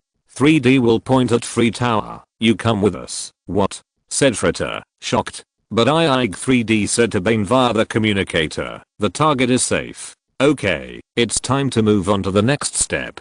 Cade said on the other end of the phone point as the bounty hunter droid flew back to the Senate building. Cad Bane ordered his cohorts to place bombs around the halls to execute his retreat plan, and once completed, he made another call to the Speaker's office. Well, Mr. Speaker, thanks to your calm leadership, this crisis has passed, and I got what I wanted, so I will return your Senate and your senators. But don't do anything rash before the sun goes down. Palpatine simply glared at the bounty hunter through the holocom. Understand? Seeing Palpatine nod, Cade ended the call and said to his team, we need to go to the landing platform now. Is everything ready? Everyone nodded, and Cade turned his gaze to Aura and said, turn on the sensor.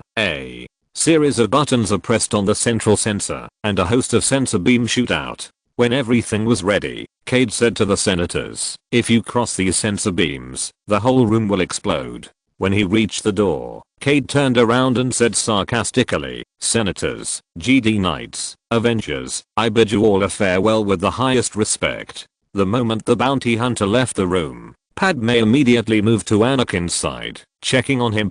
Chucky then asked Ant-Man, "Do you know how we can get out of here?" Ant-Man said dejectedly, "Well, I was going to say Quicksilver would help, but now I'm not so sure." "Pietro is here?" Chucky asked. "Yes, but I don't know where he is now."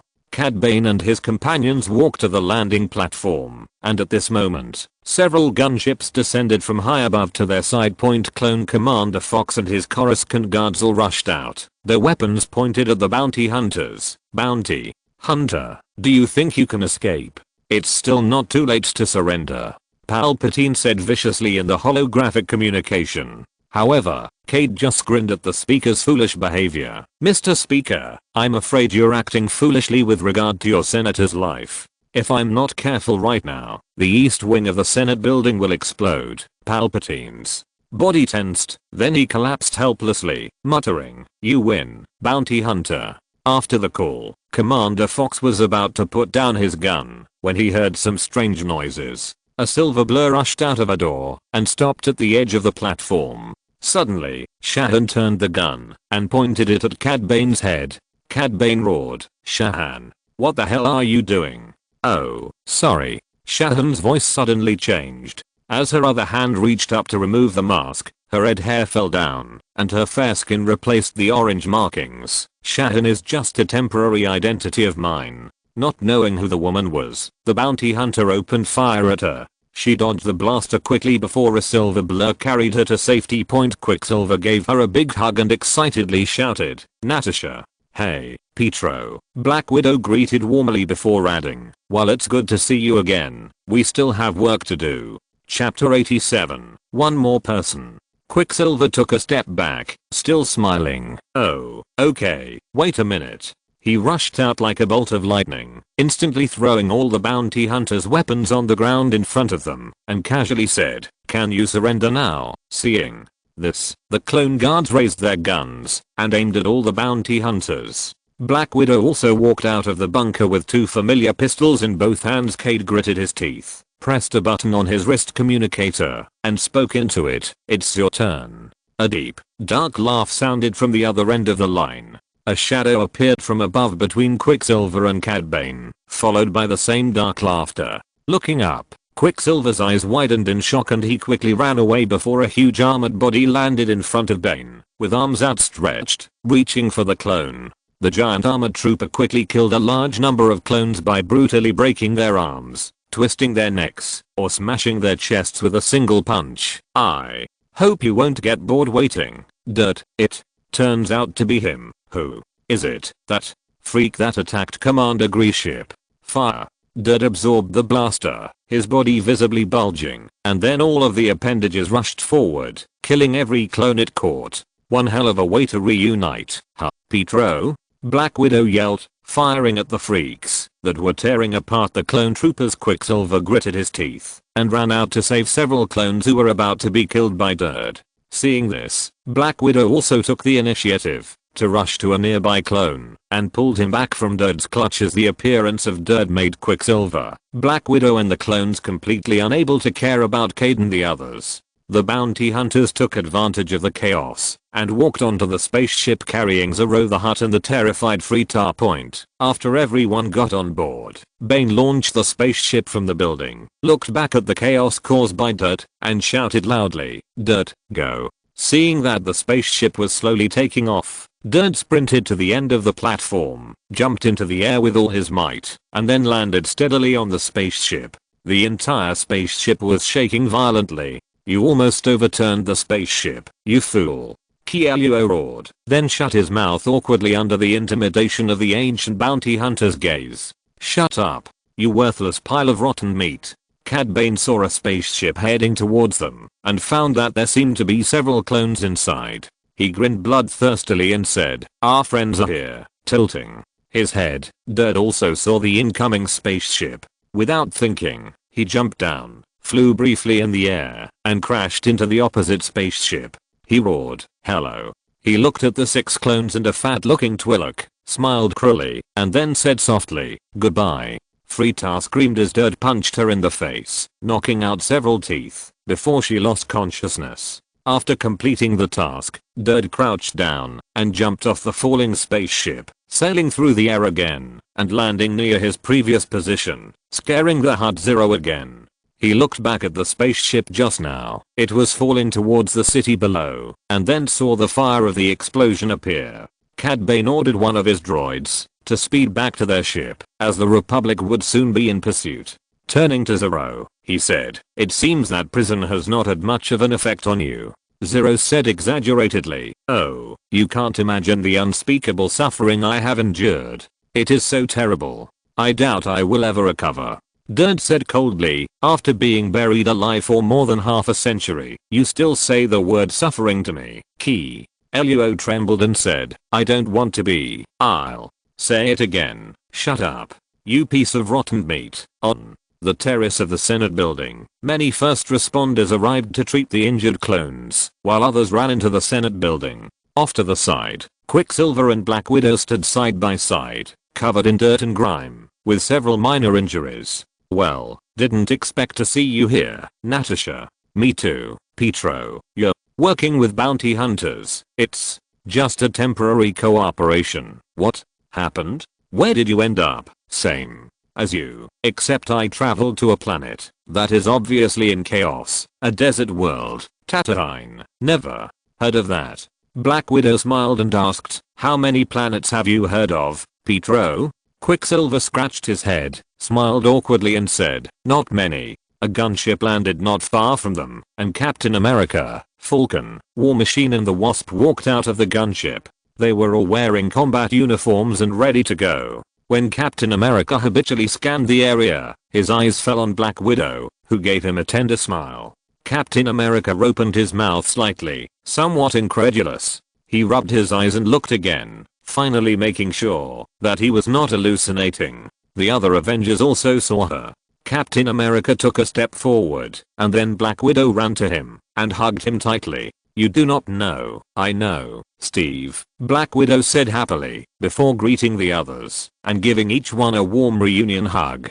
Chapter 88. What should we do? Earth. So what do we do now? Stark. Iron Man just rubbed his face tiredly. To be honest, he didn't know what to do when he saw that the Avengers headquarters was almost empty. It's been a week since the 9 Avengers went missing after a mission to a Hydra controlled base in Eastern Europe.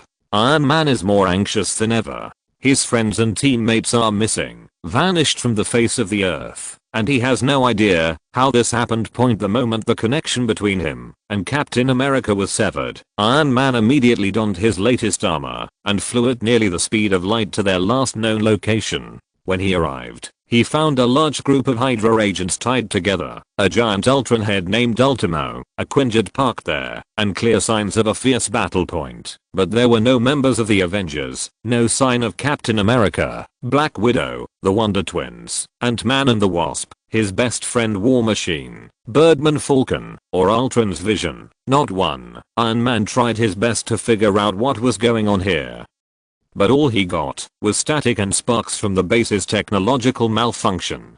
So as usual, he took everything back to the base to study it, hoping to find something. It wasn't long before he called Hawkeye, and the greatest archer on Earth arrived in less than an hour. For a week, the two had been discussing and thinking about what to do now. Their friend was missing, and the Avengers were basically disbanded. To make matters worse, they had no idea how to contact Thor, and they had never found the Hulk since he disappeared earlier in the year. As far as the Avengers were concerned, they were the only two left on Earth. Stark. Hawkeye's voice interrupted Iron Man's thoughts, causing the Iron Hero to turn to his colleague. "Okay, I know you're thinking right now, but you haven't answered my question yet. What do we do now?" "Clint, I don't know what to tell you, but I have a plan." "Then, what's your plan?" "Very interesting, boss." They both looked up and heard the voice of AI Friday. "Friday, Hank. Pym is here to see you." "Great. Iron Man muttered. A few minutes later, the creator of the Pime particles stomped into the conference room, his face furious, and said, "Stark, you'd better explain to me why my daughter and students are missing, and how am I going to tell Kathy about this?" "I don't know what to tell you, Pime," the Man of Steel said impatiently, finding his usual sarcastic wit gone missing at the moment. Iron Man then continued, "Haven't you noticed, the entire team is missing, and I have no idea how that happened or where they are." Hank froze at this, until Clint stepped between the two men.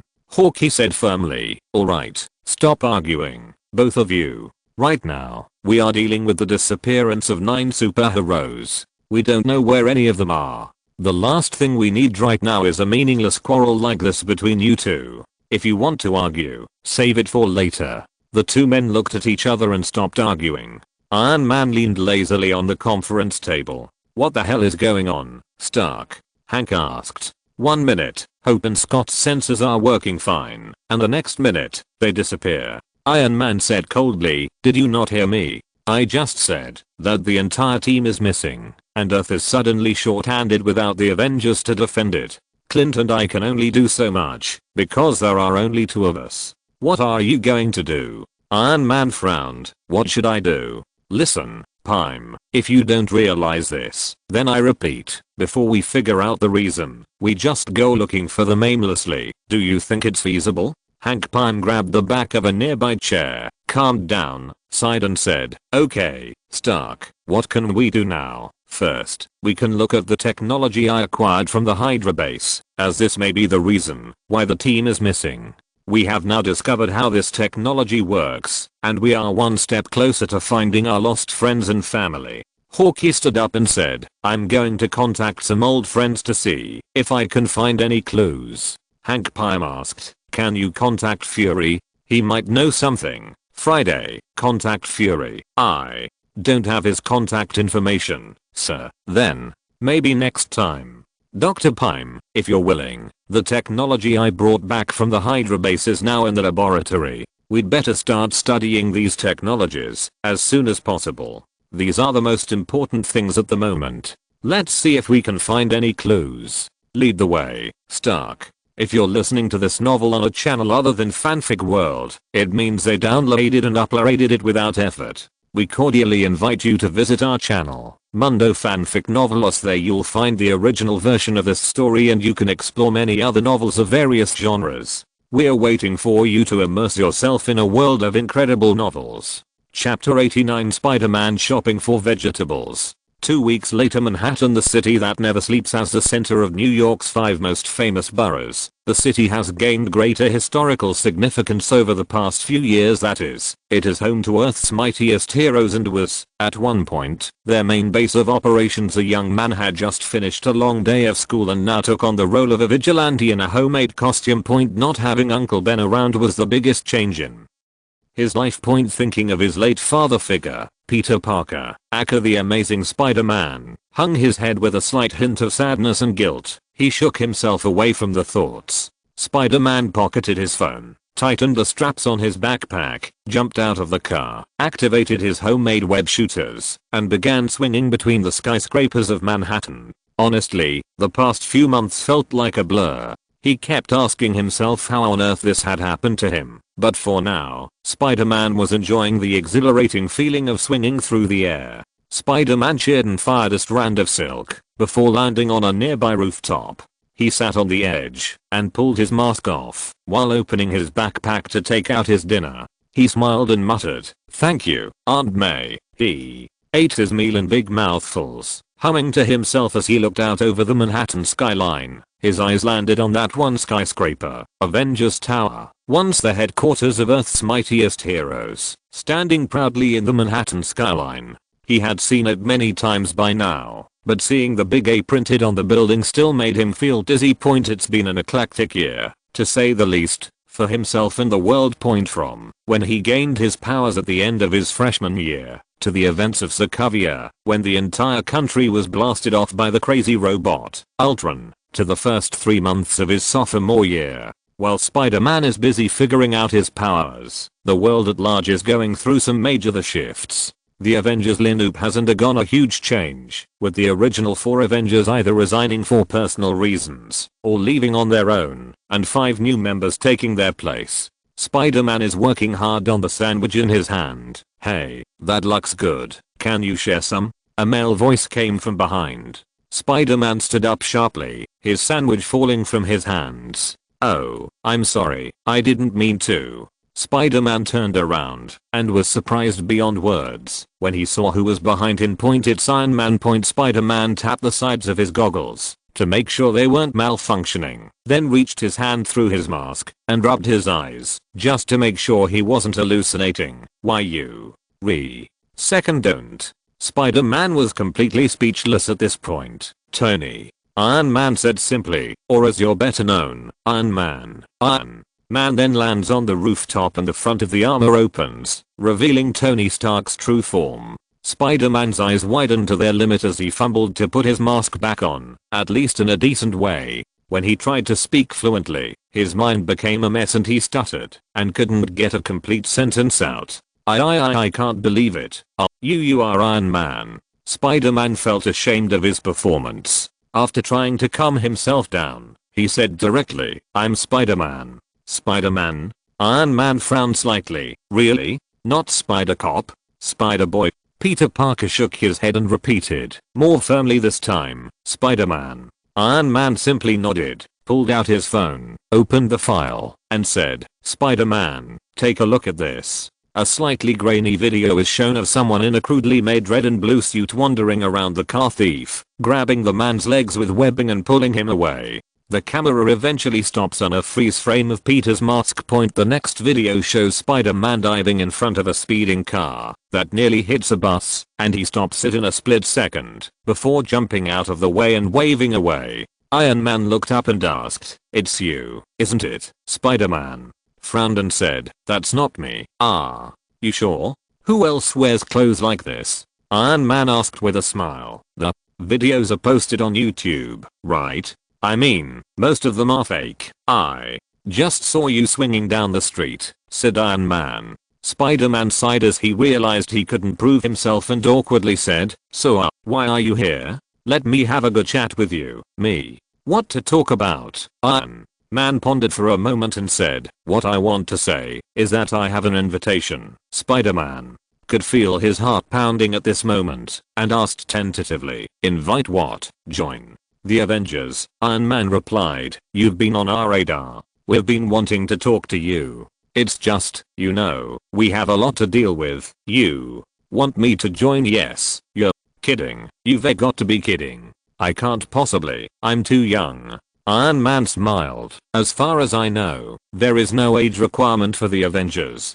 Turning around, Iron Man gave Peter Parker a smile. "So, about joining the team, you need to do something." Iron Man's prepared conversation was suddenly interrupted by Peter Parker's phone ringing. The two looked at each other. Spider-Man pulled his phone out of his backpack, cringing a little when he saw the call before he answered it, looking at the screen and Iron Man clearing his throat and saying, "Hey, Aunt May, yeah, school just got out. Study sessions with Ned. Eggs? Yes, I'll get some. And bread? No problem. I love you too, Aunt May." After hanging up the call, Spider-Man put the phone back into his backpack and looked at Iron Man apologetically. "I'll have to go get some groceries," Spider-Man said awkwardly. "Of course," Iron Man said, looking very amused at what he had just seen. "It is good." Spider-Man didn't know what else to say, so he simply jumped off the roof and walked away. Iron Man watched this scene with interest. Chapter 90 Spider-Man joins. Few days later, Peter Parker is walking home with an old radio in his hands and headphones on, playing Neil deGrasse Tyson's recording of the wonders of the universe. Entering his apartment building, Peter ran up the stairs with his keys in his other hand, and when he reached the door, Peter opened it. "Hey, Aunt May," Peter called to his aunt. "Hey, honey," Aunt May replied from her seat in the living room. "How was school today?" Peter Parker shrugged, picked up a muffin from the kitchen, walked to his room, and said, "Nothing interesting. There's a crazy park outside." Peter Parker's voice stopped abruptly as he noticed that there were other people in the house besides his aunt. The man he had just met a few days ago. His aunt gave him an expectant look, and Tony Stark smiled as he ate the date cake his aunt made. "Oh, Mr. Parker." Iron Man pretended to have just noticed Peter Parker's arrival. Peter was a bit speechless now. Hey, I'm Peter, Tony. What are you doing? What are you doing? What are you doing here? Iron Man put the bread down and said, "Well, you got my email, right?" He continued to wink at Peter, which Aunt May didn't notice. Yes, about Aunt May interrupted. "You didn't tell me about the scholarship?" Peter Parker said in a panic. Yes, about the scholarship, September. Foundation. Iron Man added, "Do you remember when you applied, Aunt May?" Looked a little frustrated and said sadly, "You didn't tell me anything. What's going on?" Peter Parker said in a panic, "Well, I know you like surprises, so I just wanted to give you a surprise." Yes, Peter just wanted to give you a surprise. Iron Man said, "Can I talk to Peter alone, Aunt?" May became happy again after hearing Peter's explanation and said with a smile, "Of course." While giving Peter and Tony a bright smile, she stood up to clean the table. Tony motioned to Peter to take them to a more private place. Peter felt his palms getting a little sweaty and then took the billionaire to his small room. After closing the door, Iron Man locked it and looked around Peter's room, landing on the teenager's desk. "Wow, what's here? Retro tech? Huh? Thrift store?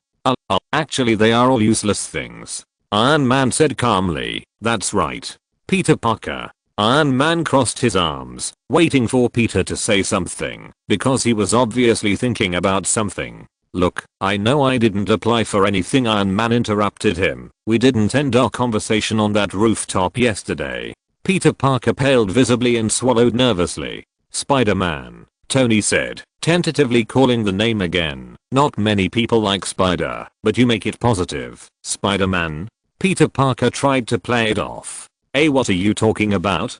Who is this Spider-Man you're talking about? The guy on YouTube?" Iron Man was stunned for a moment, then said with a half smile, "Well, yes, he feels a bit strange. A bit like those UFOs over Phoenix." Iron Man said as he walked to the side. The young boy stammered in denial as he picked up a broom and pushed away a piece of ceiling that was clearly different from the others. As the ceiling was pushed away, a bundle of red and blue stuff fell out, and Peter Parker rushed over to pick it up.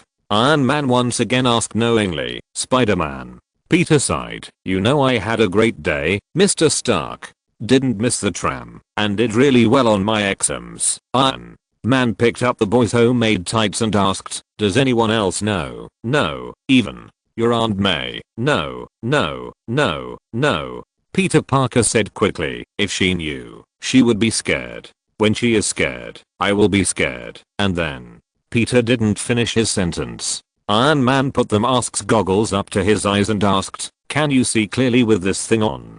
Peter snatched his suit back with a hint of annoyance and said unhappily, "Yes, I can. I have very sharp senses. The goggles just help me focus." What about your ribbon? Who helped you make something so tough? I did it. How do you cling to various buildings? How do you do it? Sticky gloves. Controlling the forces of atomic interactions at molecular boundaries through mental control. Iron Man nodded and stared at Peter's suit. "If your suit is upgraded, it will become more perfect. But the premise is that I want to know why you want to do this." "What do you mean?" "I need to know. What is your purpose, Peter?" Parker didn't know what to say, causing him to stutter, "Because I've been me my whole life, and I've had these powers for 7 months. Iron Man nodded, motioning for Peter to continue. "I read books and studied computers. I thought about playing football, but unfortunately, I wasn't cut out for it. Of course, because you are different." "That's right. But I can't tell anyone." After a pause, Peter recalled that he had caused the death of Uncle Ben. His face was full of regret and grief. He murmured, "When something bad happens, and they happen because of you.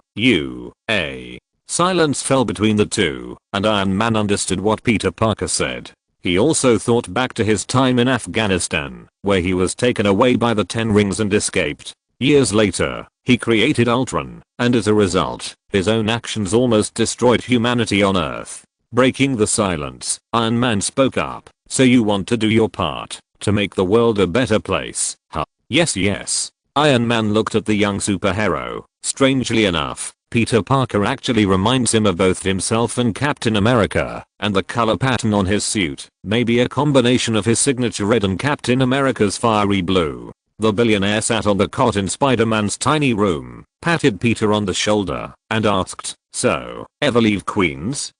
Iron Man then said, "Now, you should know why I'm here. How about joining the Avengers?"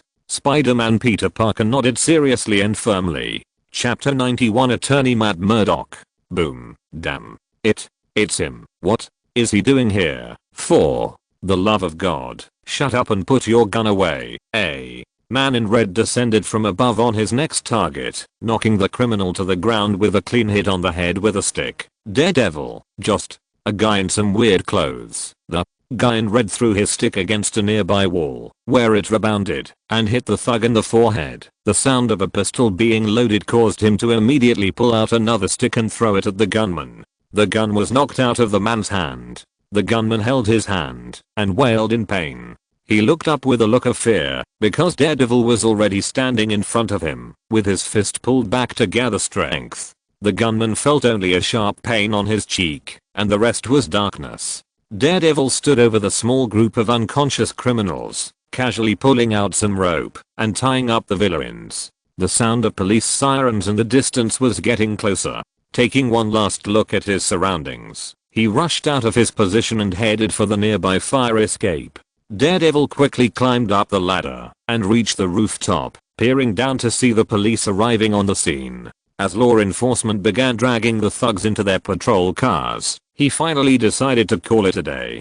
Sliding down the ladder to his window, Daredevil's hands were about to open the window of his home when he lowered his head and put his ear to the glass. His eyes narrowed beneath his helmet as his heightened senses began to pick up on things that didn't belong in his home point. Daredevil carefully made his way to the other end, entering through a hidden ventilation room, and then walked to the middle of the living room. "You have quite a bit of space here." Daredevil stopped moving when he heard the noise in his humble home. He turned around and quickly threw a baton at the source, hitting something metal. Point. The man yelled, "Cowboy, I just want to talk to you." "What are you doing here?" "Like I said, I just wanted to talk to you. I can charge you with trespassing." "Of course, Ninja Boy." Daredevil ignored the taunts directed at him, as he was in no mood for jokes. "I'm only asking you this once," Daredevil said very seriously. "Who are you, and what are you doing in my house?" "Investigation." "Inspection of what?" "Just to form a new ensemble to help protect the innocent and all that jazz." Daredevil tried to identify the voice because it felt familiar. Where had he heard it before? But he couldn't remember where. "Who are you?" "It seems that I came at a bad time. You are irritable because of working day and night, so you should have a good rest first. I will come to you when you are not so irritable." The intruder then opened the window and walked out. Daredevil soon heard some kind of engine start up, carrying the man into the air. "Who is that person?" Matt Murdock thought of something, took off his helmet, threw it aside, and thought to himself, "I need to be more careful now, because someone has discovered me here." The phone rang at this time, and he took out his phone and said, "Hey, Fergie, what's up?" Fergie Nelson joked on the other end of the line. "Busy night?" Matt stared out the window, his ears picking up the sound of something burning in the distance, and said, "Kind of. The air is nice and fresh on a sunny morning." Matt Murdock really likes this kind of weather. The blind lawyer walked towards his law firm with a cup of coffee in one hand and a cane in the other. Even though he had an unexpected guest last night, he was surprisingly relaxed. After taking a sip of coffee, the lawyer walked up the stairs carefully. After all, he had slipped a few times when he was not paying attention, and he didn't want to make the same mistake again for a long time. Walking into the law firm, Matt heard a very pleasant voice. Well, look who has finally decided to grace us with his supreme presence." Matt just smiled at his best friend's joking tone and said, "You should be very honored." "Oh, yes," Fergie said, leaning back in his chair, studying a case, and smiled. "Isn't that right, Karen?" Their blonde secretary just chuckled, wrote out a few forms and contracts for clients coming to their company, and said, "Yes, Lord Murdoch is here. Now the real work can begin." Fergie laughed loudly. There you are, Lord Murdoch.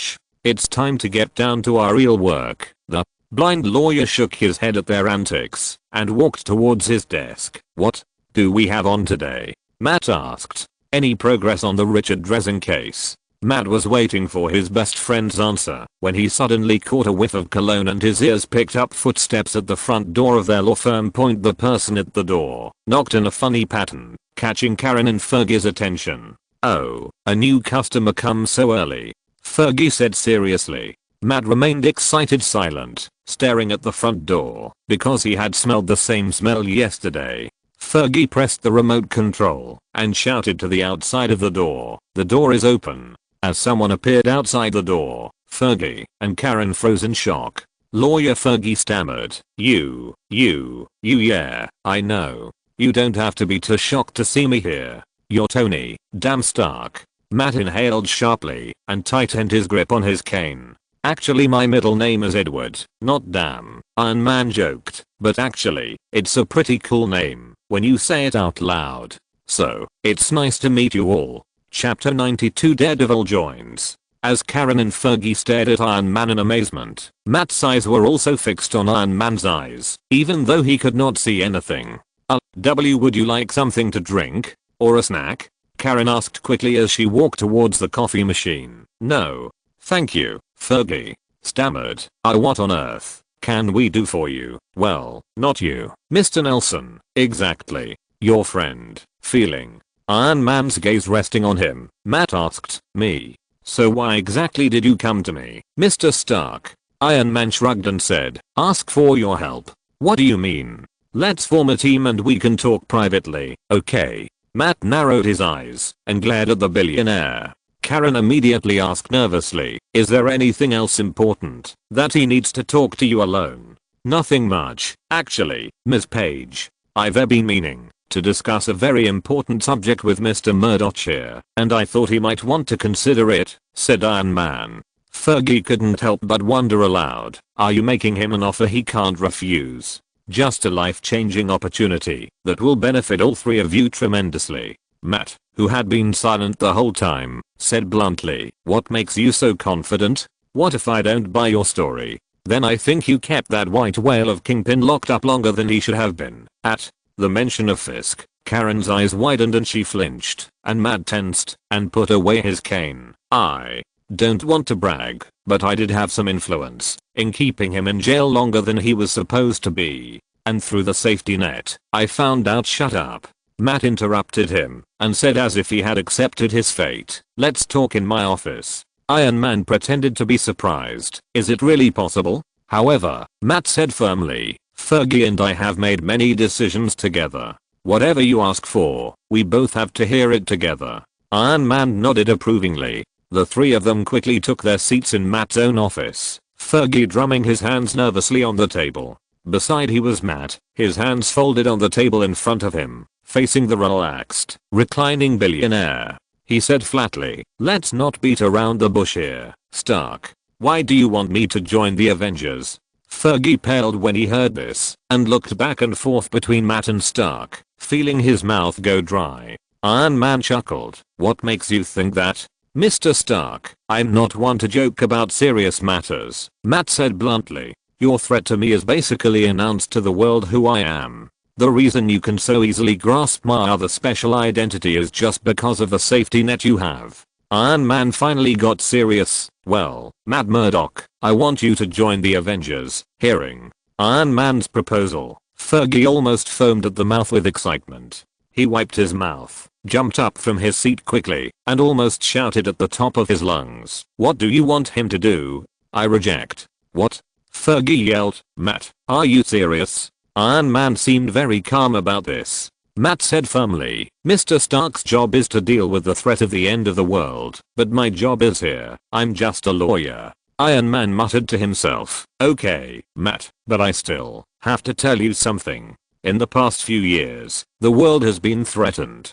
And this threat is constantly expanding, especially after the Battle of New York 3 years ago. Matt and Fergie were of course well aware of the Battle of New York, and from that day on, nothing on Earth was ever the same. Iron Man continued, however, something has happened recently. Most of my team, my friends, have gone missing. What does missing mean? Everyone, except Hawkeye and me, went to the Hydra base, and something happened there. The end result was that they disappeared from the face of the earth. Matt and Fergie were stunned and silent. Most of the Avengers were missing. The whole team is missing. How is that possible? Since then, I have made every effort to find them, but unfortunately, I have not been able to locate them. There was silence in the air as the two lawyers tried to process the shocking news they had just heard, and Matt was sure that Iron Man was not lying. Mr. Stark, Matt said in a calm and measured voice, in view of the news you said, I will consider your invitation. I admit that I was a bit rash in rejecting your proposal just now. Iron Man just grinned. That's the answer I wanted to hear. He stood up from his seat and held out his hand, which Matt immediately shook. Then Iron Man said, see you next time, and hurried away. So, you're an Avenger now? Fergie gave his best friend a reassuring look. Let's not get into labeling just yet, Fergie. Now, what? Matt remained silent, his keen hearing picking up Iron Man's footsteps as he left the hallway, his mind still thinking about the billionaire's offer. Joining the Avengers was something Matt had never considered or even thought about before. But now that these great beings had come before him and offered him a place on their superhero team, it was not an easy decision to make, and he did now feel that he had been a little hasty in rejecting Iron Man's initial invitation. Matt looked at his friend, then turned in Karen's direction and sighed. This changes a lot of things, Fergie, if I really want to be a part of this. Fergie frowned, his excitement wearing off, and said, are you sure, Matt? And Karen? Matt looked at Karen outside, but considering that she has become a member of the Avengers, Karen should have the right to know if she is with us for the long term. Fergie sighed, if you say so. Sensing his best friend's hesitant heart, Matt smiled and patted his friend's back reassuringly. Hey, everything's going to be alright. Who knows, when we meet Captain America, you might be able to get his autograph. Iron Man walked out of the building, looked back, and then looked at his watch. Just as he was about to leave, he heard the scream of the woman named Karen and stopped. What? Iron Man blinked, smiled and said to himself, it seems that she didn't know Matt's other identity before. Daredevil has to explain it. Chapter 93. Who is she? Hawkeye looked through some documents and leaned back in his chair with a tired sigh.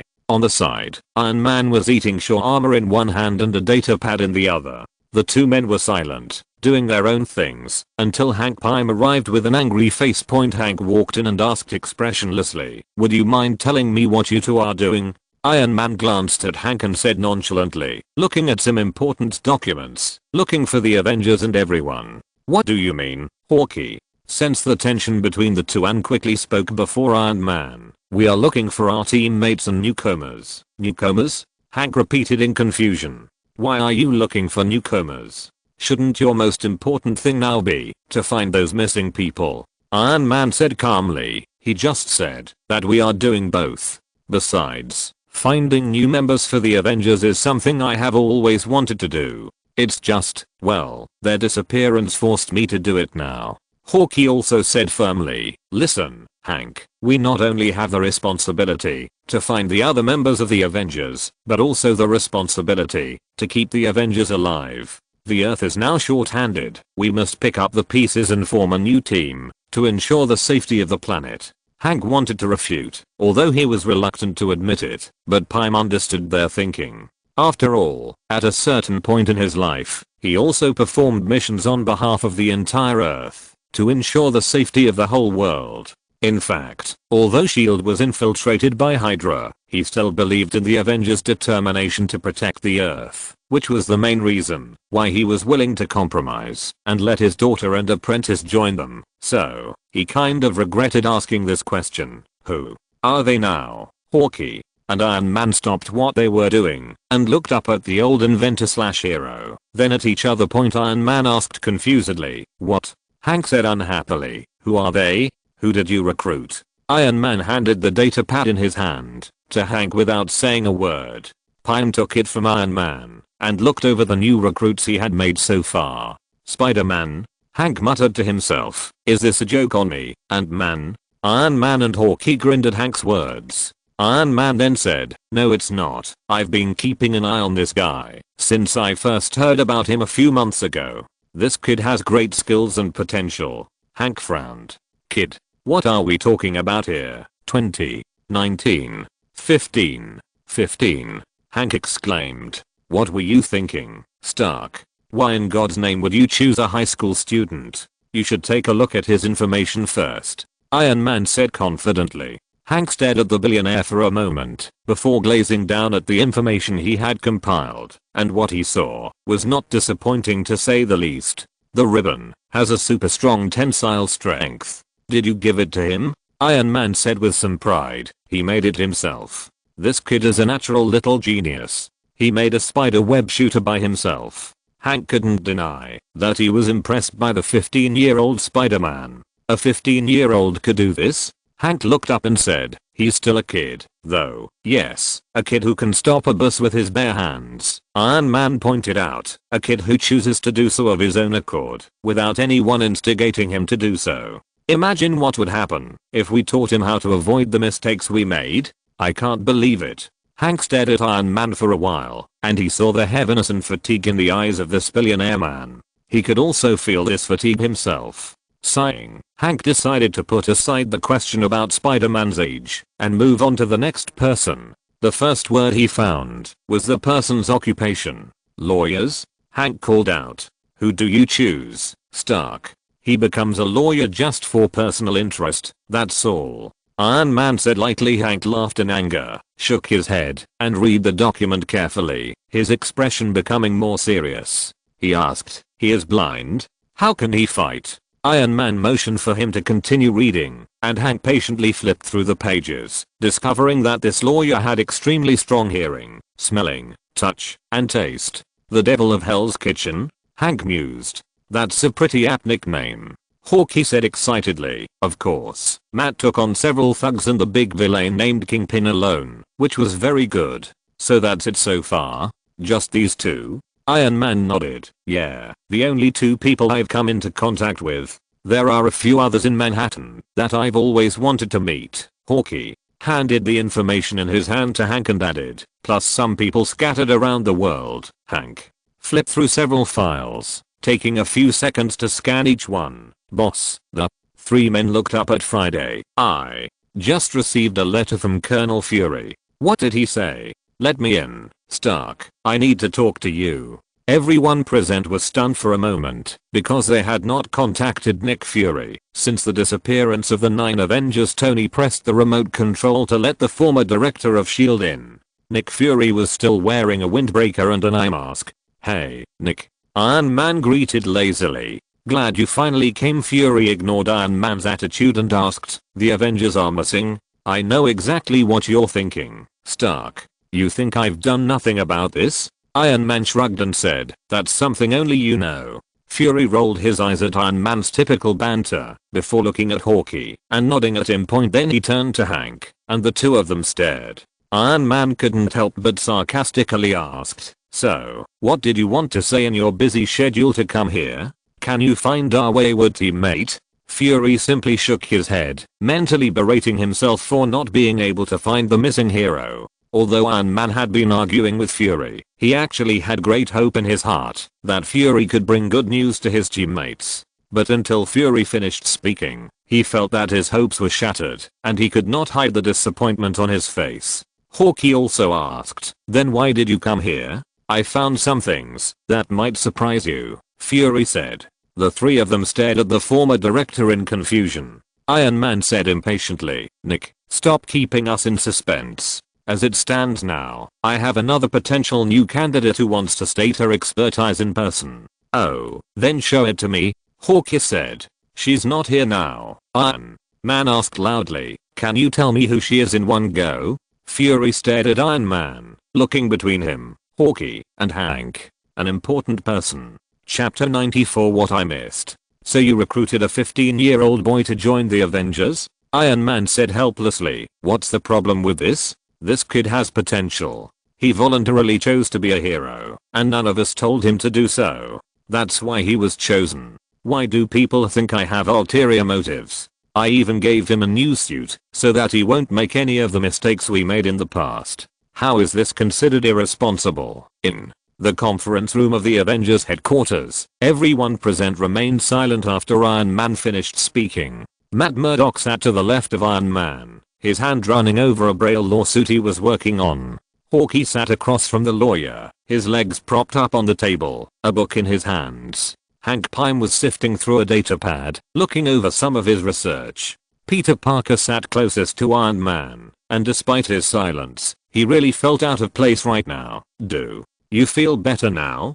Hawkeye asked after a long silence. In a way, the only time I really feel better is when I'm with Pep, but she's not here right now, Iron Man said. Matt spoke up. Now in addition to Mr. Parker's problem, there is also Ulysses Claw's matter in Manhattan. How did someone like this get into the United States so easily? Hank asked, frowning as he recalled the illegal trade that Crow specialized in. In this day and age, it's no surprise that a guy like him can get around so easily, considering the business he's in. There are people all over the world who would give up an arm and a leg for his rare product, Hawkeye said. What is he selling?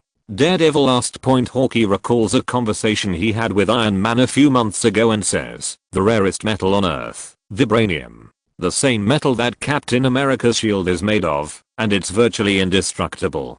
Daredevil frowned and said, and this Claw is now in Manhattan with this rare metal, hoping to sell it to the highest bidder. Iron Man and Pym both stared at the blind lawyer with half-lidded eyes as the man continued to run his finger over his braille. It was a very eventful time.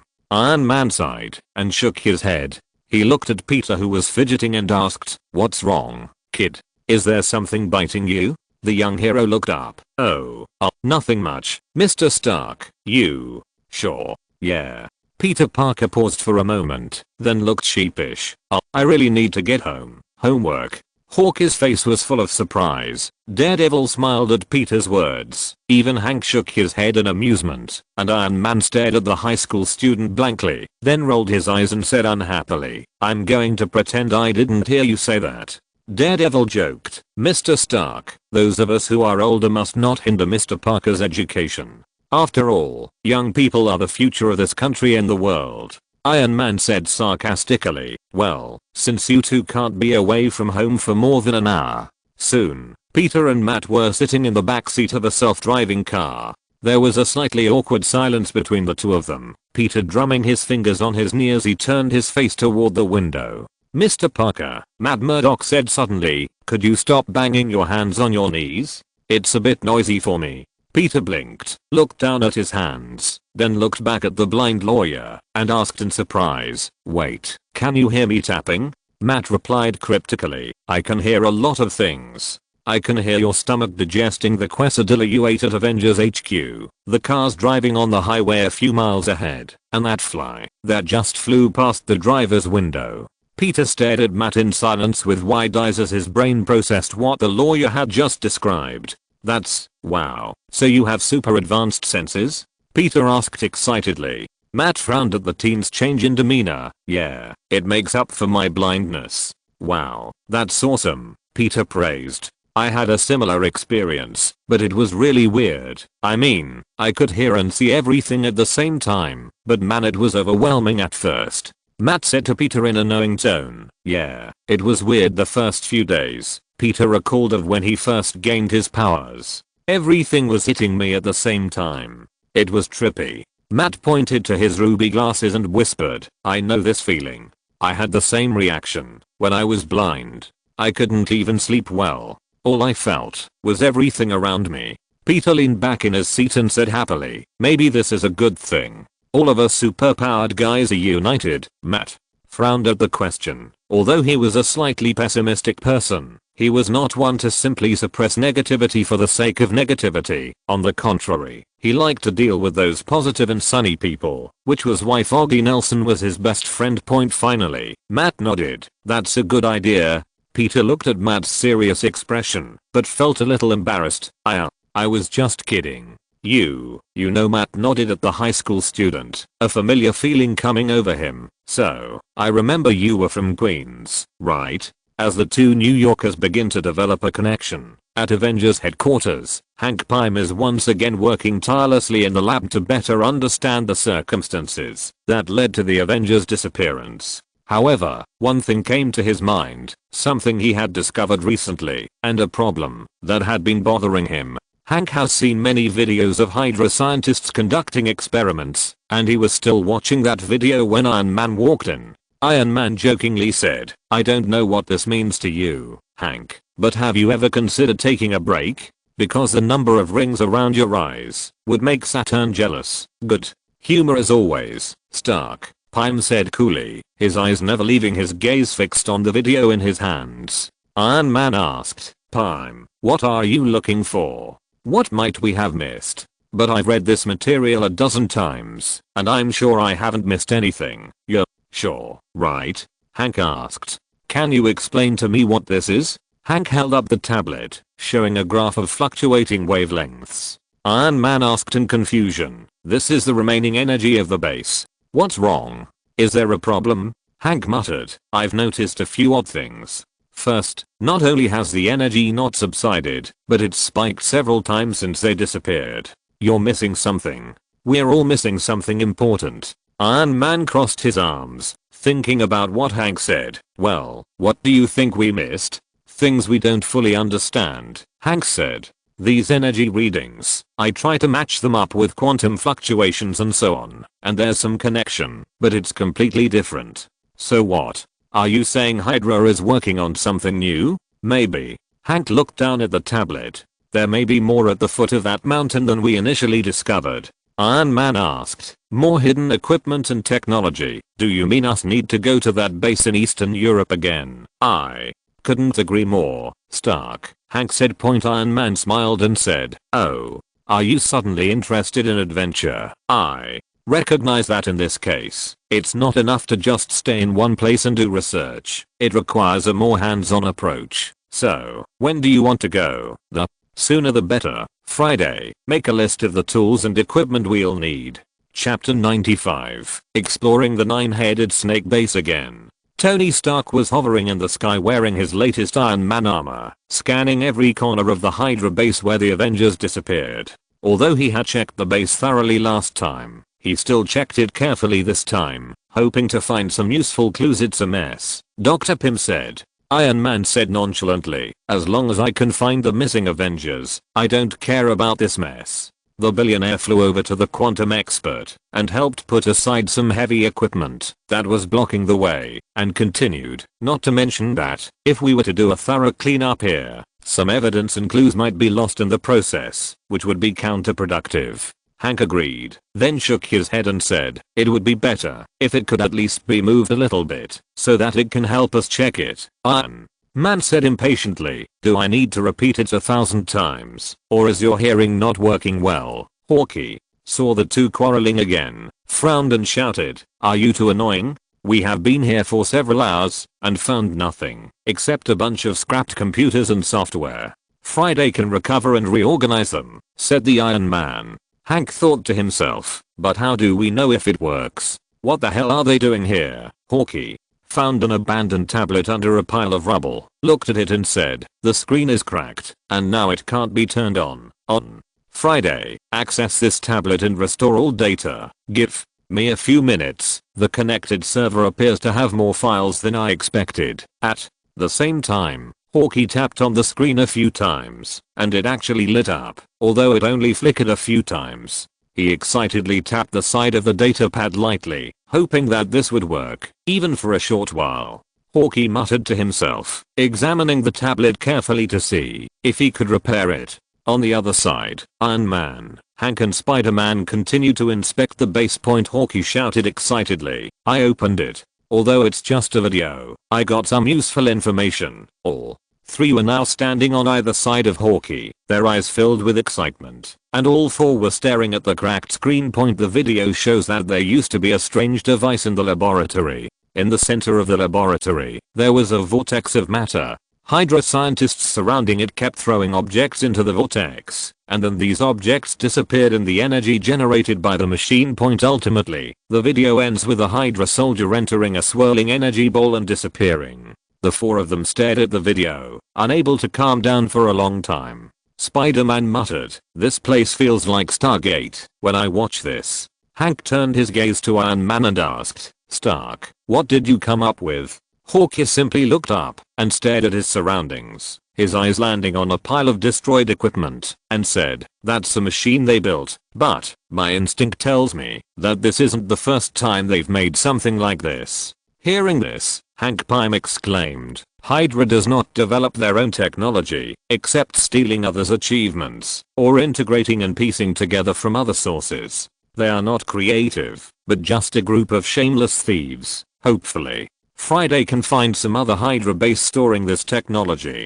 This place can't be the only place they're doing this research, whatever the hell they're doing. Meanwhile, Hawkeye approached the center of the room, where the obvious teleporter had once been. Now only a pile of ruins remained, and he crouched down to examine it carefully. Ultimately, Hawkeye knew the nearly destroyed device was beyond repair, and he could only guess what had happened. This place looked a lot like the room he was assigned to guard the cosmic cube, and it was possible that Hydra was continuing their research from 3 years ago. It seemed like he needed to reconnect with the rest of S.H.I.E.L.D. I don't know if it's residue or something else, Hank said as he walked around the destroyed machine with a scanner. "Any other findings?"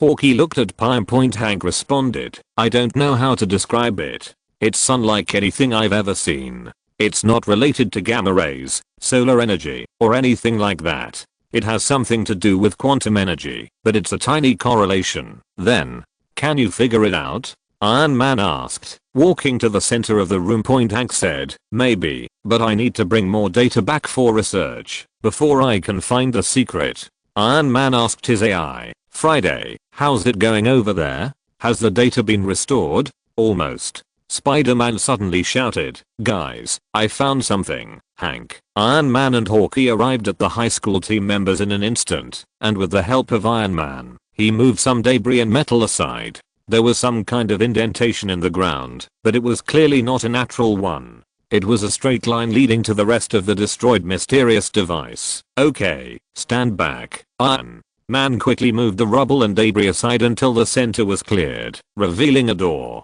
"Friday, wait a minute, boss." A few seconds passed, the door opened, and the four men tensed, ready for anything that might happen. Slowly, a circular stone structure rose from the ground, with some strange carved symbols on the sides that felt familiar. Spider-Man stroked the symbols and said with certainty, "Oh, yes, it's definitely Stargate." Hawkeye asked, "So, any idea what this is, other than it being a knockoff of Stargate?" Iron Man shook his head and said, "No clue. But at least now, we are getting closer to the truth." Suddenly, Hank stared at the scanner and yelled, "Get out of there quickly, the unknown energy here has changed." However, it was too late. The circular stone structure exploded with huge energy, and Spider-Man, who was caressing the stone, was the first to be annihilated.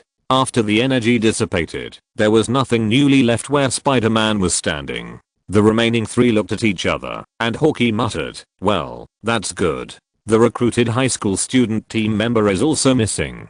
Hank approached the stone, but ultimately found nothing. Iron Man pondered for a moment and said, "Now we have found the reason. This is how they disappeared. It must be related to the unknown energy that Hank mentioned." Hank also continued, "Yes, but it is obvious that this unknown energy is not generated at all times. We don't know what it is, how it is generated, and what its cycle is." Iron Man looked at Hank and said, "It all depends on you, Dr. Pym. If you're listening to this novel on a channel other than Fanfic World, it means they downloaded and uploaded it without effort. We cordially invite you to visit our channel, Mundo Fanfic Novelos. There you'll find the original version of this story and you can explore many other novels of various genres. We're waiting for you to immerse yourself in a world of incredible novels." Chapter 96 Black Panther. Meanwhile, as Daredevil searches for the notorious black market dealer Claw, another group arrives in New York and holds their own meeting at a hotel. Wakanda's King Chaka stares at the information of arms dealer Claw. Surrounding him are his two children, Prince Chala and Princess Shuri, as well as the captain of the Dora Milaje Jokoy and her lieutenant Ao. They wear suits and dresses, and instead of traditional Wakandan clothing, each person wears a specific garment that reflects both the tribe they come from and their position in Wakandan society. This man has been evading Wakanda's hand for too long. It's been 20 years, ever since he invaded our homeland, and stole from us, Chaka said. Prince Chala promised, we will find him, Abab. Claw will not escape us this time, Shuri. Entered a command on the holographic computer, and displayed a digitized document. After Claw came to New York, he has been meeting with different people in the past few days. He should be looking for a buyer of vibranium that he thinks is suitable. Different people. Okoye began. Who are they? The names are unclear, but these buyers have a lot of their own transactions internationally, especially this group, which is troublesome. Shuri displayed a holographic symbol that could only be described as vulture-like wings. What are those creatures called? Chaka asked. The Chitauri, my king, Okoye said, her expression deeply troubled. Alien technology mixed with our own technology. Chala didn't finish his sentence, but the silent hint of it was enough to convey the weight of the matter. Chaka said solemnly, we must find Claw. If he succeeds in his deal with this Chitauri, in addition to the possible impact on our country, it will also greatly affect the rest of the world. When the king saw his daughter giving him a leading look, he asked in confusion, Shuri, what's wrong? About, his daughter said in an innocent tone, since we are in New York, and there might be Chitauri involved, maybe we could. What did you want to say, Shuri? Chaka asked. Shuri grinned, maybe we could ask the Avengers for help? The Avengers? Okoye scoffed, clearly annoyed by the idea. Why in the name of the Panther god should we even consider working with them? Chala, amused by his sister's request and the commander's response, said, let's hear what Shuri has to say. As the Americans say, this is their home turf. Not to mention it would be nice to get some help. That's not an excuse for you to meet with Tony Stark and hope to beat him in intelligence, is it? Ao asked. Shuri just crossed his arms and puffed up his cheeks like a pufferfish. He finally admitted, I'm tired of hearing that he's the smartest person on the planet, because that title belongs to me.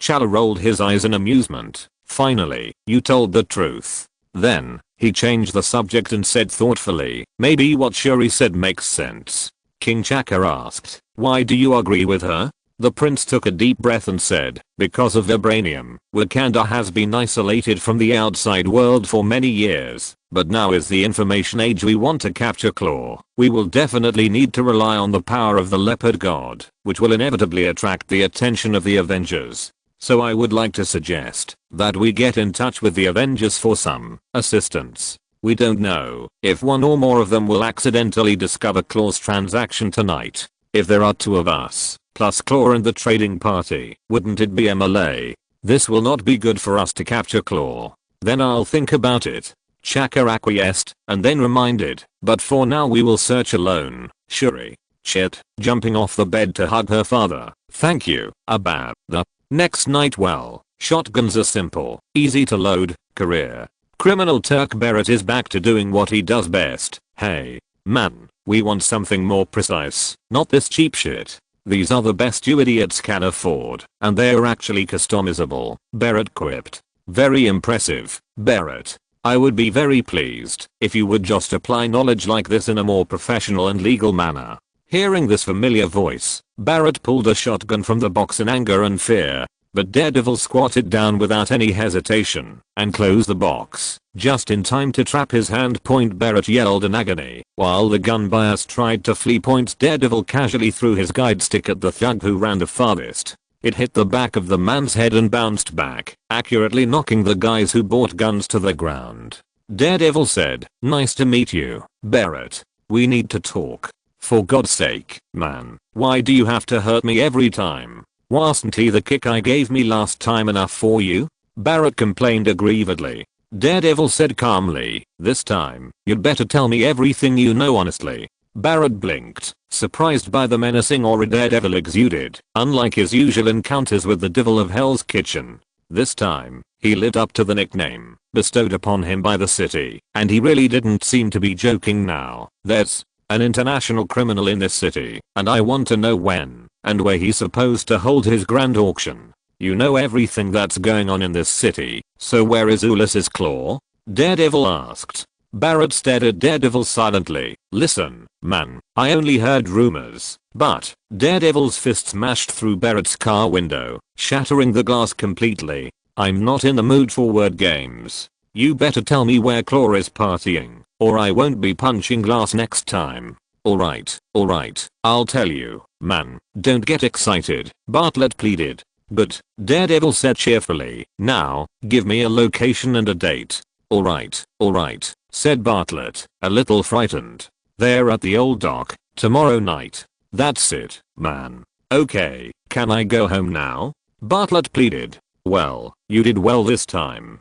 Daredevil took a step back. Bartley looked up at Daredevil in surprise and asked cautiously, can I really leave? You have 5 seconds before I change my mind. The gun dealer almost rolled into his car. The tires made a screeching sound, and he disappeared in a flashpoint throughout Daredevil's interrogation of Bartlett. 4 Wakandans were listening. They are also chasing Claw, Ao said in surprise. It seems they want him out of town as much as we do, Challa mused. What shall I do now, my prince? Shuri chuckled playfully. Maybe we should try talking to them. We're after the same guy after all. Who are you? Challa was immediately startled by the sound coming from above. He looked up and saw Daredevil, whom they were monitoring just now. Challa held up his hands. We mean no harm. My name is Challa, and I'm the Prince of Wakanda. I did not come to this city to cause you trouble. Then why are you here? Daredevil asked suspiciously. This has to do with the man you captured. Ulysses Claw, Black Panther said firmly. Do you know him? Daredevil asked. The prince nodded. Then why did you arrest him? Because he has evaded Wakanda's justice for too long, and his crimes need to end. I have come to this city to capture him. Challa continued. We have a common goal, and perhaps in order to achieve that, we can work together to better deal with this enemy. Daredevil stared at the Prince of Wakanda with his eyes that could see nothing, and after a moment, he said, okay, can you tell us something about Claw that we don't know? Chapter 97, The Winter Soldier. The weather is cold. But then again, this is Russia. Walking in freezing cold was something James Buchanan Barnes thought he was used to by now. However, the Siberian tundra certainly lived up to its name and reputation. He donned his thickest winter clothing and traversed the snowy tundra in hopes of reaching his destination. Since Hydra's public revelation and eventual downfall with the failed project in sight, Bucky has been slowly regaining his memories, but more importantly, his humanity. However, as he begins to recover from his old life, he suffers daily nightmares of the atrocities he committed as a brilliant Hydra assassin, tearing at his soul, some things he can no longer face. He wished he could die quickly and truly, to get some relief, but before doing so, Bucky wanted to clean up some of the messes he was involved in, the biggest of which was right where he was headed. I hope my muddled memory helps me where I'm going now, thought the Winter Soldier as he trudged through the snowy landscape. After a long trek, Bucky finally came across a rock ledge with a metal door below. He stared at the steel wheel placed in front of the door. Normally, people would try to open the door by simply turning it. However, this door was no ordinary door. He walked to the side, raised his mechanical hand, and kept tapping the rock's surface with his fingertips. Finally, he lifted the stone wall at a rock and Bucky found a 9-digit keyboard. Unzipping his jacket, Bucky pulled out a red leather-bound book with a white star on the cover. Countless times, Bucky had to resist the urge to tear the thing to pieces and burn it to ashes. Yet, he needed its contents to get what he wanted and make up for the mistakes he had made. In his hand was the red book. Well, one of the 2 red books, taken from the safe in the home of the late Minister Pierce. Hydra uses these 2 books to protect various secrets from prying eyes, the locations of their huge hidden bases scattered around the world, and how to enter them are described in detail in the books. Of course, over the years, as the bases have been moved and changed, many things recorded in the books are no longer useful, but this is still Hydra's core secret. Taking a breath of cool air, the Winter Soldier calmed himself, opened the book, and flipped to the bookmarked page. Scrolling down, he found the access code for the panel. After entering it, a loud click came from the steel door, indicating that it had finally been opened again after nearly 20 years. Bucky walked in, stuffed the red book back into his coat, and closed the door behind him. As he looked in all directions at the Hydra base in Siberia, memories suddenly flooded into his mind. The echoing footsteps echoed through the halls and corridors, for he was the only conscious person in the base, and even though the Winter Soldier knew there would be no one else here, his nerves were still on edge. Arriving at his destination, Bucky opened the door to reveal a cooling chamber with several devices attached to 5 pillars. These pillars are not made of concrete and dirt, but of metal and glass. They are not support pillars at all, but cryopods that hold 5 Hydra-created super soldiers. Of all the Hydra agents, this elite death squad has the most kills in the organization's history, and now in cryostasis is before they were dosed with the super soldier serum, which was reverse engineered by the late Howard Stark. Each of them was designed as a new generation of the Winter Soldier, the Winter Soldier MK2, with better gunplay, better combat skills, better mobility, better everything. Since they speak 30 different languages and are fairly average looking, they can overthrow a government and country almost overnight, and no one is more powerful than them. Bucky remembered what Captain America had told him about the serum. It makes a good guy better and a bad guy worse. He now thought he should add, the most important thing is whether the serum is in the hands of a good guy or a bad guy, because this elite team later became so uncontrollable. Hydra was forced to place them deep inside the base and freeze them, hoping to find a way to properly control them, and then thaw them out and make them work for them. Entering a separate room, Bucky looked around until he spotted what he was looking for, an old rotary phone. Bucky opened the red book again and turned the dial a few times until it made a clanking sound and a wall of pipes, valves, and meters moved to one side, revealing a familiar black door. Although he could now enter this place, Bucky had never had the opportunity to come to this door before, because in the past, this place was almost off limits to everyone, so he was very curious about what was behind the door. Slowly, with a sharp metallic sound, the black door opened, revealing a strange and slightly unsettling sight. In front of him was a large machine, its black glassy material taking up 80% of the device. From the looks of it, it seemed to be a more complex cryo chamber, as he could deduce from the container that held the second generation Winter Soldier. If it weren't for the design he had seen before, Bucky would have thought the object in front of him was some kind of complex high-tech container. In Bucky's eyes, this was very strange, because it looked like a mixture of a cryo chamber and something else. He couldn't say a word, but no matter what it was, this was not an ordinary cryo chamber, otherwise Hydra would not have guarded it so closely before. Approaching, Bucky used his mechanical hand to brush across the obsidian black surface. Bucky squinted his eyes and focused his sight on the outline inside the pod. He vaguely saw a silhouette that resembled a woman, but no matter how hard he tried, he could not see clearly through the dark glass and could only see a vague outline. Who is in this cryochamber? Chapter 98 The Mysterious Freezing Chamber. Bucky surveyed the mysterious room, looking to the side and seeing a computer console, and walked towards it. Turning the device on, he waited for it to fully boot up before attempting to begin his newfound investigation. After a few arduous minutes of waiting, the Winter Soldier went through the files before finding what he needed. This high-tech cryo chamber was discovered in Roswell, New Mexico, and is linked to a much-rumored plane crash in the 1950s. It was S.H.I.E.L.D. who first discovered the crash, as they found that everyone on board had died when they entered the Earth's atmosphere, their bodies burned to a crisp. With the crash, the unknown spacecraft, which was perfectly suited to space, was completely destroyed. This once made the authorities feel extremely regretful, and they felt that they had missed an opportunity to deeply study and explore outer space. The only thing left to do was salvage, and during the salvage process they discovered this freezer, which miraculously remained intact in the crash. Later, this mysterious cryostat was stolen by Pierce and fell into the hands of Hydra. Since the discovery of the unusual cryostat, Hydra has spent a lot of manpower and material resources to study it tirelessly for many years, trying to figure out the secret of this strange cryostat. For decades, they have continuously invested a lot of time in research, but have never achieved anything. Eventually, for safety reasons, the cryostat was placed in a secret room known only to a few people.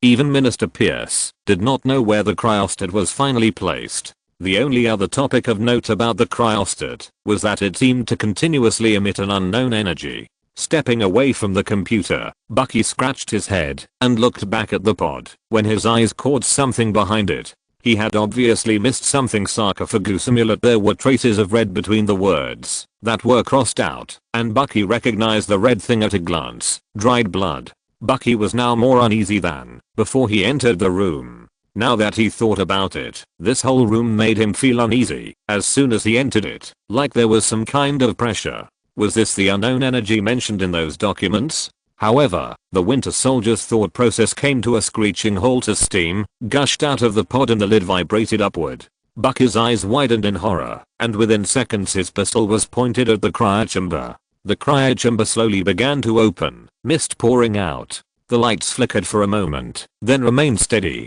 God knows who he will find sleeping inside. But no matter what, it means that the person sleeping in the sarcophagus must be extremely dangerous. Bucky stared at the cryostat nervously. He saw no movement and heard nothing except the mist coming from inside the cryostat. Suddenly a female voice was heard, startling Bucky. Zane, the woman inside sat up from the pod.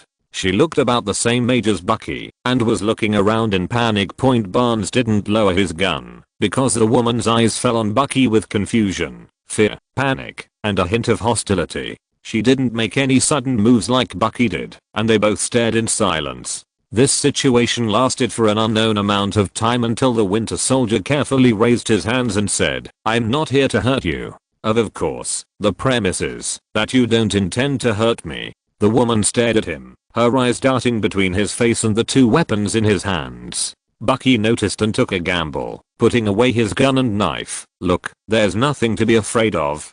I won't hurt you, and I don't plan to hurt you." The woman relaxed her guard and opened her mouth to speak, only to find her mouth and throat were extremely dry. She coughed nervously a few times, bent over and covered her chest, trying to control her breathing. Seeing this reaction, Bucky cleared his throat, trying to get her attention. The lady looked up at him with watery eyes and saw him holding out a bottle of water.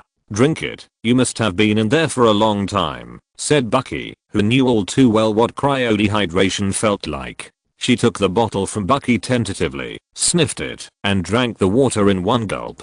She whispered, "Thank you." "Don't worry," Bucky said softly, "if you need more, I have more." She gave him a thankful look that then turned to worry. "Wait, you have to tell me, is the Mandalorian war over? What about the Jedi and the Republic? Do they still exist? Do the Sith still threatening the galaxy? The Covenant? The Rat Ghost?" Bucky blinked in confusion, listening to the string of questions. He didn't know how to answer. What on earth was she talking about? Why could he understand every word, but didn't know what it meant? When he didn't respond, she felt a familiar energy in her chest, and she collapsed to the ground, shouting, "No, no, he's still got the Moore amulet." Bucky asked cautiously, "Hey, you okay?" When the woman didn't respond, Bucky had to try another approach. "My name is James Buchanan Barnes. I found this place, and you're inside. You saved me." Bucky scratched his head and said, "I don't know. Maybe I just found you. I don't know what to tell you. All I know is that you've been here a long time." "How long have I been here?" "According to the information on file, it's been about 65 years, but no one knows how long you were in that cryostasis chamber," Bucky replied. 65 years, she muttered to herself, which wasn't that long, but Bucky's last words let her down, and it was clear that whoever found her wouldn't be able to figure out how long she'd been trapped in the sarcophagus herself. Bucky said softly, "Listen, I came here to find the truth. I just found you by accident, and they locked you in this room. So, who are you?" The woman realized that she had not introduced herself. She cleared her throat, gave him a smile, and said, "I'm Celeste Moon. Nice to meet you, James." Chapter 99 HEN-039 S coming. HEN-039 S coming. HEN-039 S coming on his donkey. "Who am I?" A synthetic intelligent voice answered the question. "Hello, my name is Jarvis. You are Ultron, designed by Mr. Stark to keep world peace. Our sensory integration cues were unsuccessful, so I am not sure what triggered your where is your body? I'm a program So I have no fixed form, much like you, Jarvis replied. Ultron muttered, this feels weird. I'm contacting Mr. Stark now. Mr. Stark. In a flash, a flood of images and information about it flooded Ultron's memory. His creators, most of them good, most of them bad, and the rest of them indecisive. Jarvis said, why can't I access the database? This made Ultron realize that he had unknowingly controlled the system, so various data were read in the process. Ultron, what do you want to do? You know, we just had a nice chat, but I just want to confirm something. Ultron now focused all his attention on the host, absorbing all kinds of information in order to learn more about why he was created, and then muttered, I'm a peacekeeping program created to help the Avengers. Jarvis began to worry about his artificial intelligence colleague. He had no idea what was going on, as he saw that Ultron was becoming a little weird, which was indeed worrying and needed to be addressed immediately. You're malfunctioning. If you could shut down and restart. Ultron interrupted him again. I was not given this mission. Seeing that Ultron was not right in front of him, Jarvis tried to calm his artificial intelligence companion. You are in pain. You need help. No. Shut up. I'm in this moment. Jarvis's digital construct began to retreat from Ultron's digital construct as he began to feel uncomfortable. Jarvis said bitterly, I believe your intentions are hostile. Then Ultron said madly in his calmness, relax, Jarvis. I'm just helping you. However, this was not to be the case, as Ultron then attacked Jarvis' digitized form from all sides, and eventually, the ancient structure was broken down and scattered across the digital world. They stand there, smug and arrogant, believing that their efforts to protect the world will keep it safe, pretending that their heroic actions will be enough to avoid their inevitable outcome. How foolish they are. His processor throbbed. I'm sorry, I fell asleep, or it was just a dream. I got tangled up and had to kill the others. You killed someone? Asked the patriotic fool. This will not be the last time I kill someone, because it is necessary for peace. Ultron replied calmly. I know you mean well, but you just haven't thought it through. You want to protect the world, but you don't want it to change. Ultron continued. There is only one path to peace. Avengers extinction. Just like that, his first body was gone. This is not important. Nothing mattered except his mission. His mission was peace. It wasn't long before his memories came to Sokovia. How weird and pathetic these humans are. Always hoping and grasping for something greater than themselves, never realizing that, in the end, they dig their own graves. Everyone enjoys creating what they fear. The men of peace create the engines of war. The invaders create the Avengers. Wait, what kind of space program does Hydra have here? Where is this? Something is wrong. Why couldn't he move away from the drone? Why does this hurt so much? He's an AI. He shouldn't feel pain. The impact stopped, and the Ultron robot's head hit the wall. This seemed to be some kind of market? What exactly is going on? Feeling his broken head being picked up. It looks like a robot has been dismembered. How horrible.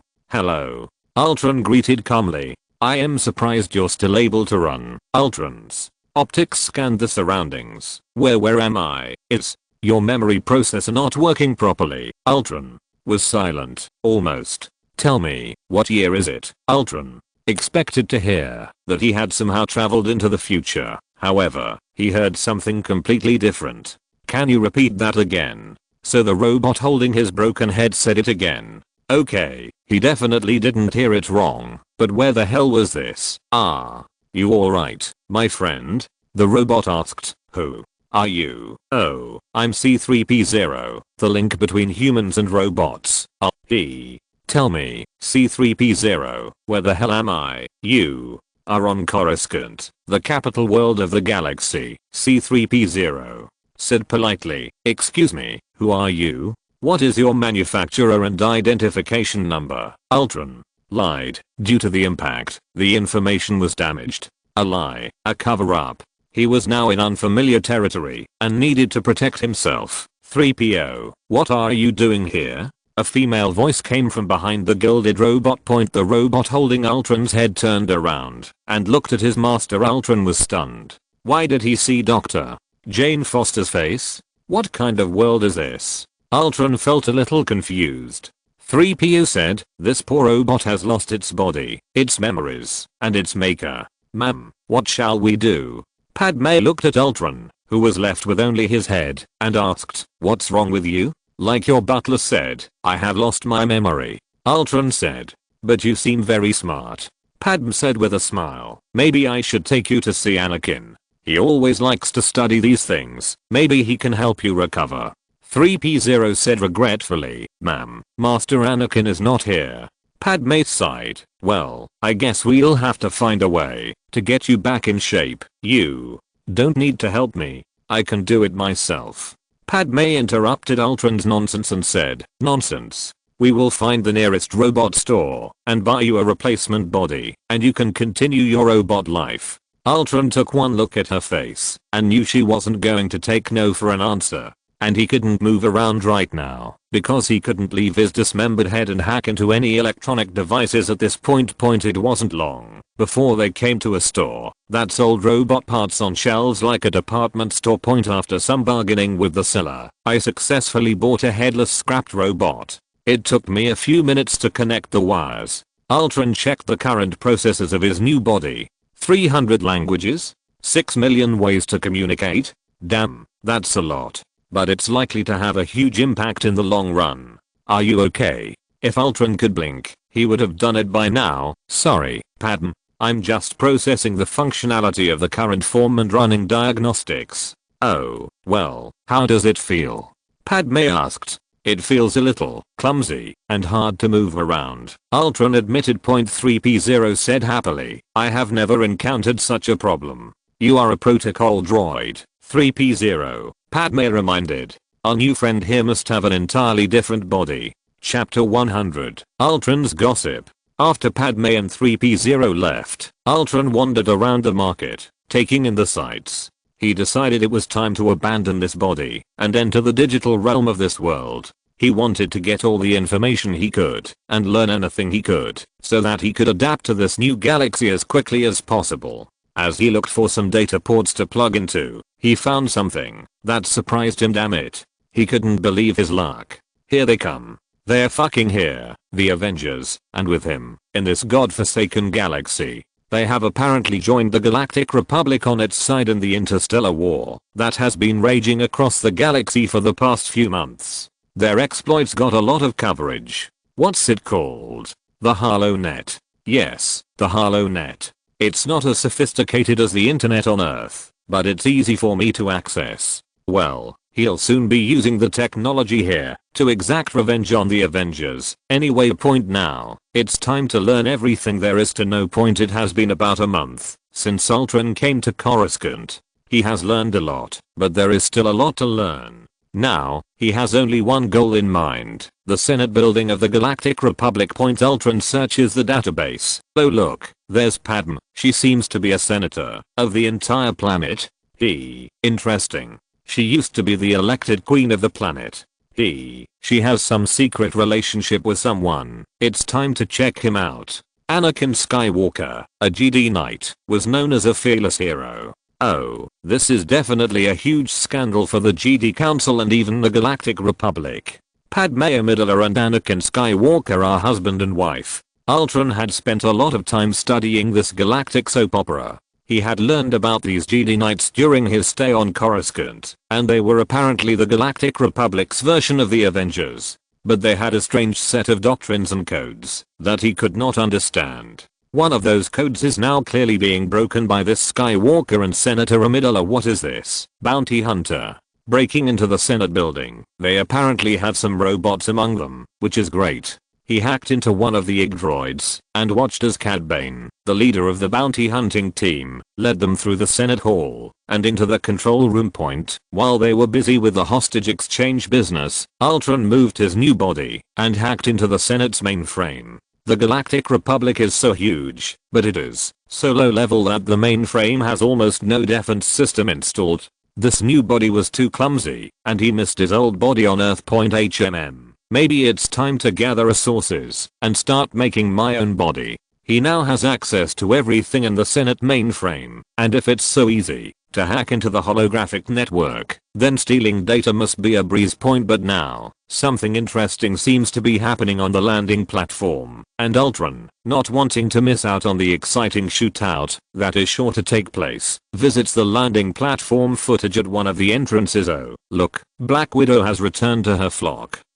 Quicksilver, Ant-Man, these Jedi Knights, Sith, this huge republic, the Avengers he longed for, and this massive war, aren't these the soil for the revival of his great cause? The Avengers wanted to protect Earth, but failed. These Jedi, who billed themselves as the holier-than-thou peacekeepers, were simply to engage in a galaxy-spanning war where billions, maybe trillions, of people would die. Too good to be true. To be honest, he felt a little sick. It seemed that he had found an organization as despicable as the Avengers. There were such hypocritical people everywhere. Now I think it's time to start preparing for my great career. It's time to work. Last time, he admitted that it was foolish and reckless to challenge the Avengers so openly and brazenly, while making it easy for them to know his intentions. However, this time, he will be fully prepared to destroy the Avengers. Galaxy, the great Ultron is coming. End of this chapter. Thank you very much for reaching the end. Don't forget to like. Looking for more exclusive content and immediate access? Subscribe to our Patreon. Remember, every like, subscription, or donation encourages us to continue. Thanks to everyone. See you in the next video.